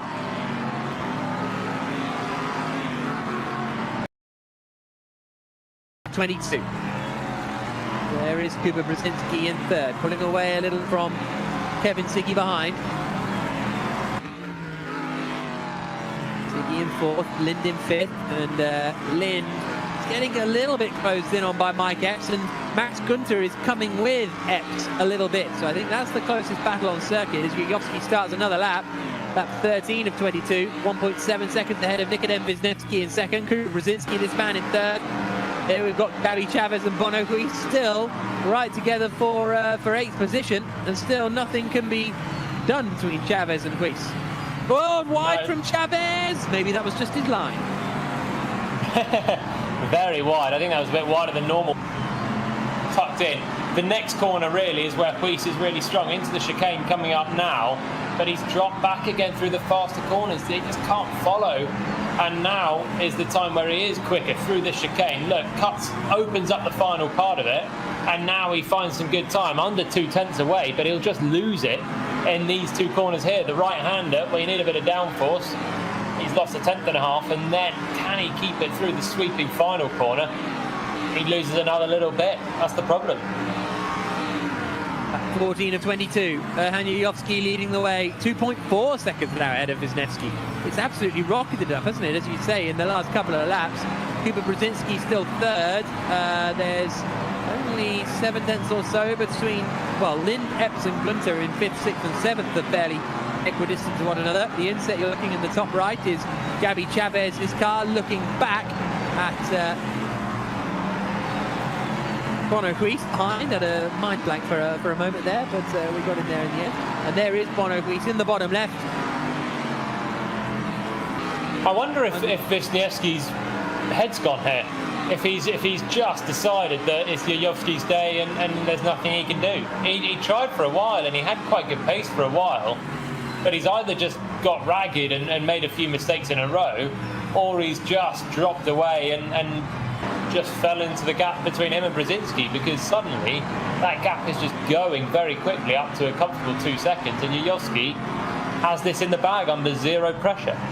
Bit of a mistake there from Dennis Lind, and that's allowed Mike Epps right up to...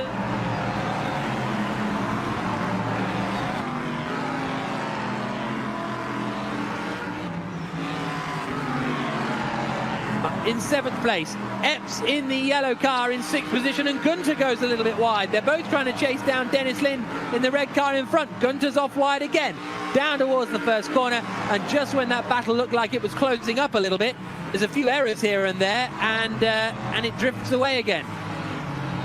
Tyres going off as well, potentially something to look at. Lind making... It's twice as long as the heats for these guys. So, particularly for the pro racers, Siggy being in 4th place, the end of that sim race, a battle basically. What we're looking at is Lind in 5th and Epps in 6th, being the top pro racers. Maybe not as used to dealing with the degradation, certainly in sim racing. To the ABK bridge once more, down through the final plunging right-hander to start 17 of 22. Hanya Yovsky 2.3 seconds up the road from Nikodem Wisniewski in second. Kuba Brzezinski third, Kevin Siggy fourth, Dennis Lind in 5th position, and then it is Lind, Epps, Gunter right together, and Weiss has dispensed of Chavez. Chavez all the way down in 12th place. Yeah, so he might have more than just passed him. He might have dispensed of him. I wonder, in the end of all of that, because Chavez, as you say, has lost 2 places. Might this be a replay? You know what? I think Chavez probably dispensed of himself there, just by coming across. I think Weiss had an overlap, and you're in to leave a bit of space if the guy's got an overlap. So Chavez basically just had his the rear of his car as he moved over, taken out by the front of Weiss. All blame on Chavez, and he's come unstuck with that one. 4 laps to go. Erhan Yayovski leading the way, but all the time this bottleneck keeps building behind Dennis Lind in 5th position as he battles to be the best of the real drivers, because there's points on offer for everybody. The top sim racer will win a test on an F1 simulator, and the top real world racer will earn money for a charity. So there's a lot at stake here in this battle between Dennis Lind and Mike Epps, especially as Dennis Lind didn't score very well in the first race at Sebring a week ago. Nor did Mike Epps, to be honest, because he got caught up in all the shenanigans with the back. So scoring well, if he even raced last week. I always feel a bit rude when I say that, but I don't remember him in last week's racing. And they've all got Bono Weiss now joining them after he's managed to escape the clutches of Gabby Chavez. So now we're in a 4-car train, a few laps to go. And as you say, Jack, there are important points at play, not least for Bono Weiss, who's in the overall championship standing fight. So here they come up over the hill. You're absolutely right about Bono Weiss, how he would love to swap an 8th place for a 5th position, which is what he can see if he can get past the 3 cars in front of him. But he's rapidly running out of time. Across the line to start lap 20 of 22 comes Erhan Yayovski leading the way, and then there's this Lind, Epps, Gunter, Weiss fight down into turn 1 once more. Close, but still no cigar for Mike Epps. He's got better pace than Dennis Lind, I think, right now, but it's the classic, the range of dirty air, basically 4/10 back, and they're not able to do anything about his rival in the red car just ahead. So Lind's still hanging on. They've dropped a long way back from Kevin Siggy now. This is where the sim races are making a big difference.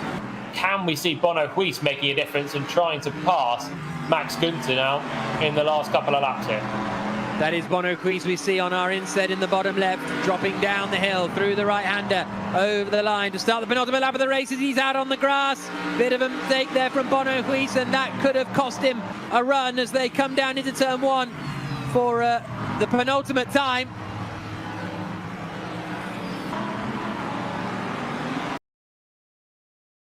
Hander of turn 2.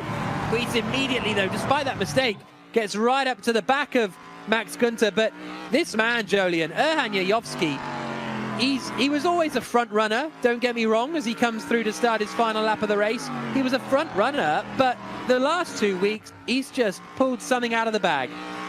Yeah, he's found his form, hasn't he? When the points are counting. So I think Wisniewski's head's gone. I think the way that he's dropped back suddenly from being on pole position, he's either just absolutely shagged the tyres early on, or he's just decided that it's not his day, and he's just fallen right back towards Brzezinski now. But to be honest, Yayovski's pace is the best in the race, and it looks like he's going to take his second win in 2 weeks. Well, it was Nikodem Wisniewski that had pole position, but Erhan Yayovski is coming towards the final couple of corners now. It's got quite close between Brzezinski and Siggy for 3rd place, but here at the final corner, out across the line, it's 2-2 for Erhan Yayovski in the race All-Star Series, fully charged by Rocket Phones. Extends his lead at the top of the championship. Brilliant drive. Wisniewski second, and it is Kuba Brzezinski that holds on to 3rd place, and Dennis Lind is just going to be best of the real world racers as he comes across the line in 5th position, ahead of Mike Epps, Max Gunter and Bono Weiss. Esteban Gutierrez, I think, made a move right at the end there. But here's a look at the results. Erhan Yayovski taking the win, Nikodem Wisniewski in 2nd place, Kuba Brzezinski Across the line in third spot, Siggy fourth, Dennis Lind fifth, Epps, Gunter, Huis, Hansen, Gutierrez, the rest of the top 10 after a calm race up at the front, you have to say. But Erhan Yayovsky won't be calm because he has put himself in a really strong position heading into the final race of the series next week as he takes the win in the grand final. In a couple of minutes' time, we'll have all the reaction when we come back.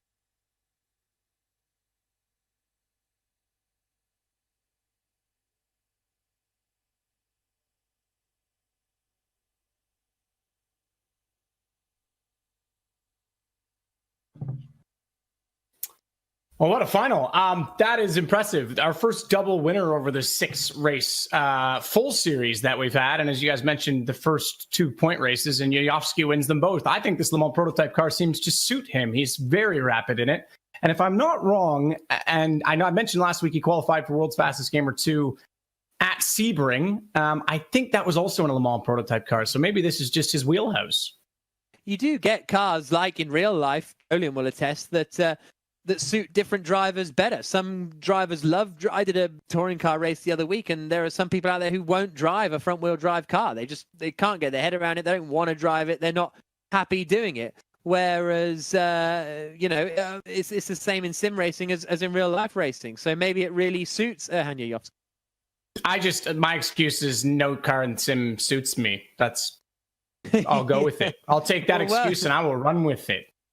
Speaking of someone who's apparently suitable in more than just the sim world, obviously we called him Mr. Sim last week in terms of the real world drivers. Dennis Lind, factory Lamborghini driver, Super Trofeo winner, way back world winner, and now he's the winner of the real life drivers this week. Yeah, Dennis, congratulations. Best of the real world races, but you had some big pressure for most of that race. Yeah, Mike was putting on a lot of pressure. It was for sure not easy, but with these cars, there's a lot of dirty air, so it's very easy, so to say, to slow down in the right places, and he has no chance, basically. So I got him. I got some weird damage after me and Siggy hit each other on the straight. So my car was oversteering like no tomorrow. So I was running out of tires in the end, so I was just a second off from them. So I had no chance of catching them, and it was just all about trying to keep Mike in the right position at the right time. Yeah, we were wondering about the dirty air, how much effect it was having here, because it seemed to be sort of more prominent than at other races. Yeah, definitely. I think especially the way it works with R-Factor 2, it's a little bit exaggerated in comparison to real life, because you don't have a lot of grip in the tires, so you're very relying on the downforce of the cars. So as soon I was behind Siggy, maybe 4 tenths, it was all right. As soon as you got within two tenths, you lost, back to 4 tenths, back to 5 tenths, something like that. So it's very, very hard to make a pass, and there's no real big braking zones. I mean, you can make a dive into the chicane, but that's not really going to go well. So the track choice was very much for people who can qualify and start well, as I didn't do in race 1. Okay, well, congratulations, Dennis. Thanks for joining us. Thank you. Mike Epps certainly did put a lot of pressure on him. That has to be said. This week was a little bit cleaner for him. And obviously, Dennis Lind stayed out of trouble. Trouble certainly hit others further down. However, if you've got trouble maybe with your mobile device, we've got a solution, a speedy one. Rocket Smartphones, obviously, fully sponsoring and putting on the promotion with us this week. And Jack's got his in front of him. 3D screens on those. Look at the box. It's like a really sturdy box. I love it. Yeah, that thing's beastly. Maybe that's what I need. I break phones way too often. But yeah, head over to the website, rocketphones.com. You can see it just below me on the screen. And they've got a contest going on. All you have to do is name the 2 Rocket Williams Formula One drivers for the 2020 season. And you're entered. Out right now. Don't forget as well, obviously, to follow us at We Are The Race on both Twitter and Instagram. You've also got to hit that subscribe button on YouTube. Lots of content everywhere with esports and real racing, because there is still some news to make note of, despite that we're not on track per se. We're certainly on track for a great series final in a week's time. And what a grand final it is today. It was the world's fastest gamers. The Race All-Stars Series, fully charged by Rocket Smartphones. And that is an impressive double, a back-to-back from Erhan Yayovsky. I think he's standing by, Jack, if you want to get a word with him, because it's the first double winner we've had in all 6 races, but let alone 2 in the championship. Erhan, what a win. What a time to come into form. 2 wins out of 2, top of the championship, easy peasy. Yeah, exactly. Like Dennis said, I had to make the move quite early on because the dirty air is really, really tricky with these cars. So I got a perfect start, jumped Mikadem. First part of the race, he hung on, but I think his tires died and just raced until the finish. Great, simple as that. Thank you for talking to us, Erhan. Thank you. Well, that interview was about as necessary as his race, about as busy as his race. Hey, simple to the point and keeping it quick. That's what we like. He's been very quick, and some of the drivers not make it through from the qualifier of the sim racers last week. This week, his main challenger was Bono Huis, who finished second last time. We don't quite have an updated table as yet. I'm just waiting for that to come through. But either way, Bono was not there. He had a poor final. Rudy Van Buren, who had a poor final last week, didn't even make it this week. I mean, he's in a prime position. And don't forget as well, the winner of the real drivers gets 30 grand to charity, which might be Dennis Lind if he continues in this form. But the winner from the sim drivers gets to test a Formula One factory simulator, which is something that's behind closed doors to the rest of the world, including some of the real drivers within that world. Yeah, it's a great opportunity for them. And what a chance for Yayovsky, really, because everyone else that's in the mix was to be just dropping points. We had Van Buren not making the final, also not having a great time of it last week. Simoncic, who's won a race, not making the final. Bono Huis didn't make the final last time. Bono Huis, had a bad race here. Kevin Siggy didn't make the final last time. Like they're none of them are putting it together, really. I think Wisniewski must be the closest challenger. But Yayovsky, with 2 wins, he's basically just got to make the final next time, and he should have it. But is that going to ramp up the pressure, I wonder, on Yayovsky? Because if you win the first 2 races, you're into the final race of the series. You end up sort of Lewis Hamilton 2008. You've only got to finish 6th or 4th or whatever. I would hypothesize potentially that making it in through the qualifier is the harder part, because at least then he's in a point-scoring position. If he doesn't make it through the qualifier, it opens the door. Quick thought, really fast from each of you. Driver of the day. Juan Pablo Montoya, because that's what Julian's going to say. I'll go Jan Magnussen. I think the Legends race for me was the highlight of the day. Magnussen a win, and from last to 5th. That's pretty cool. Brilliant. Yeah, what an incredible race that first Legends Trophy race was. Listen, thanks so much for joining us again this week. To all the drivers as well, stay safe, stay inside. We'll see you next week for the race series, the race series All-Star Battle, and Fully Charged by Rocket Phones. We'll see you then.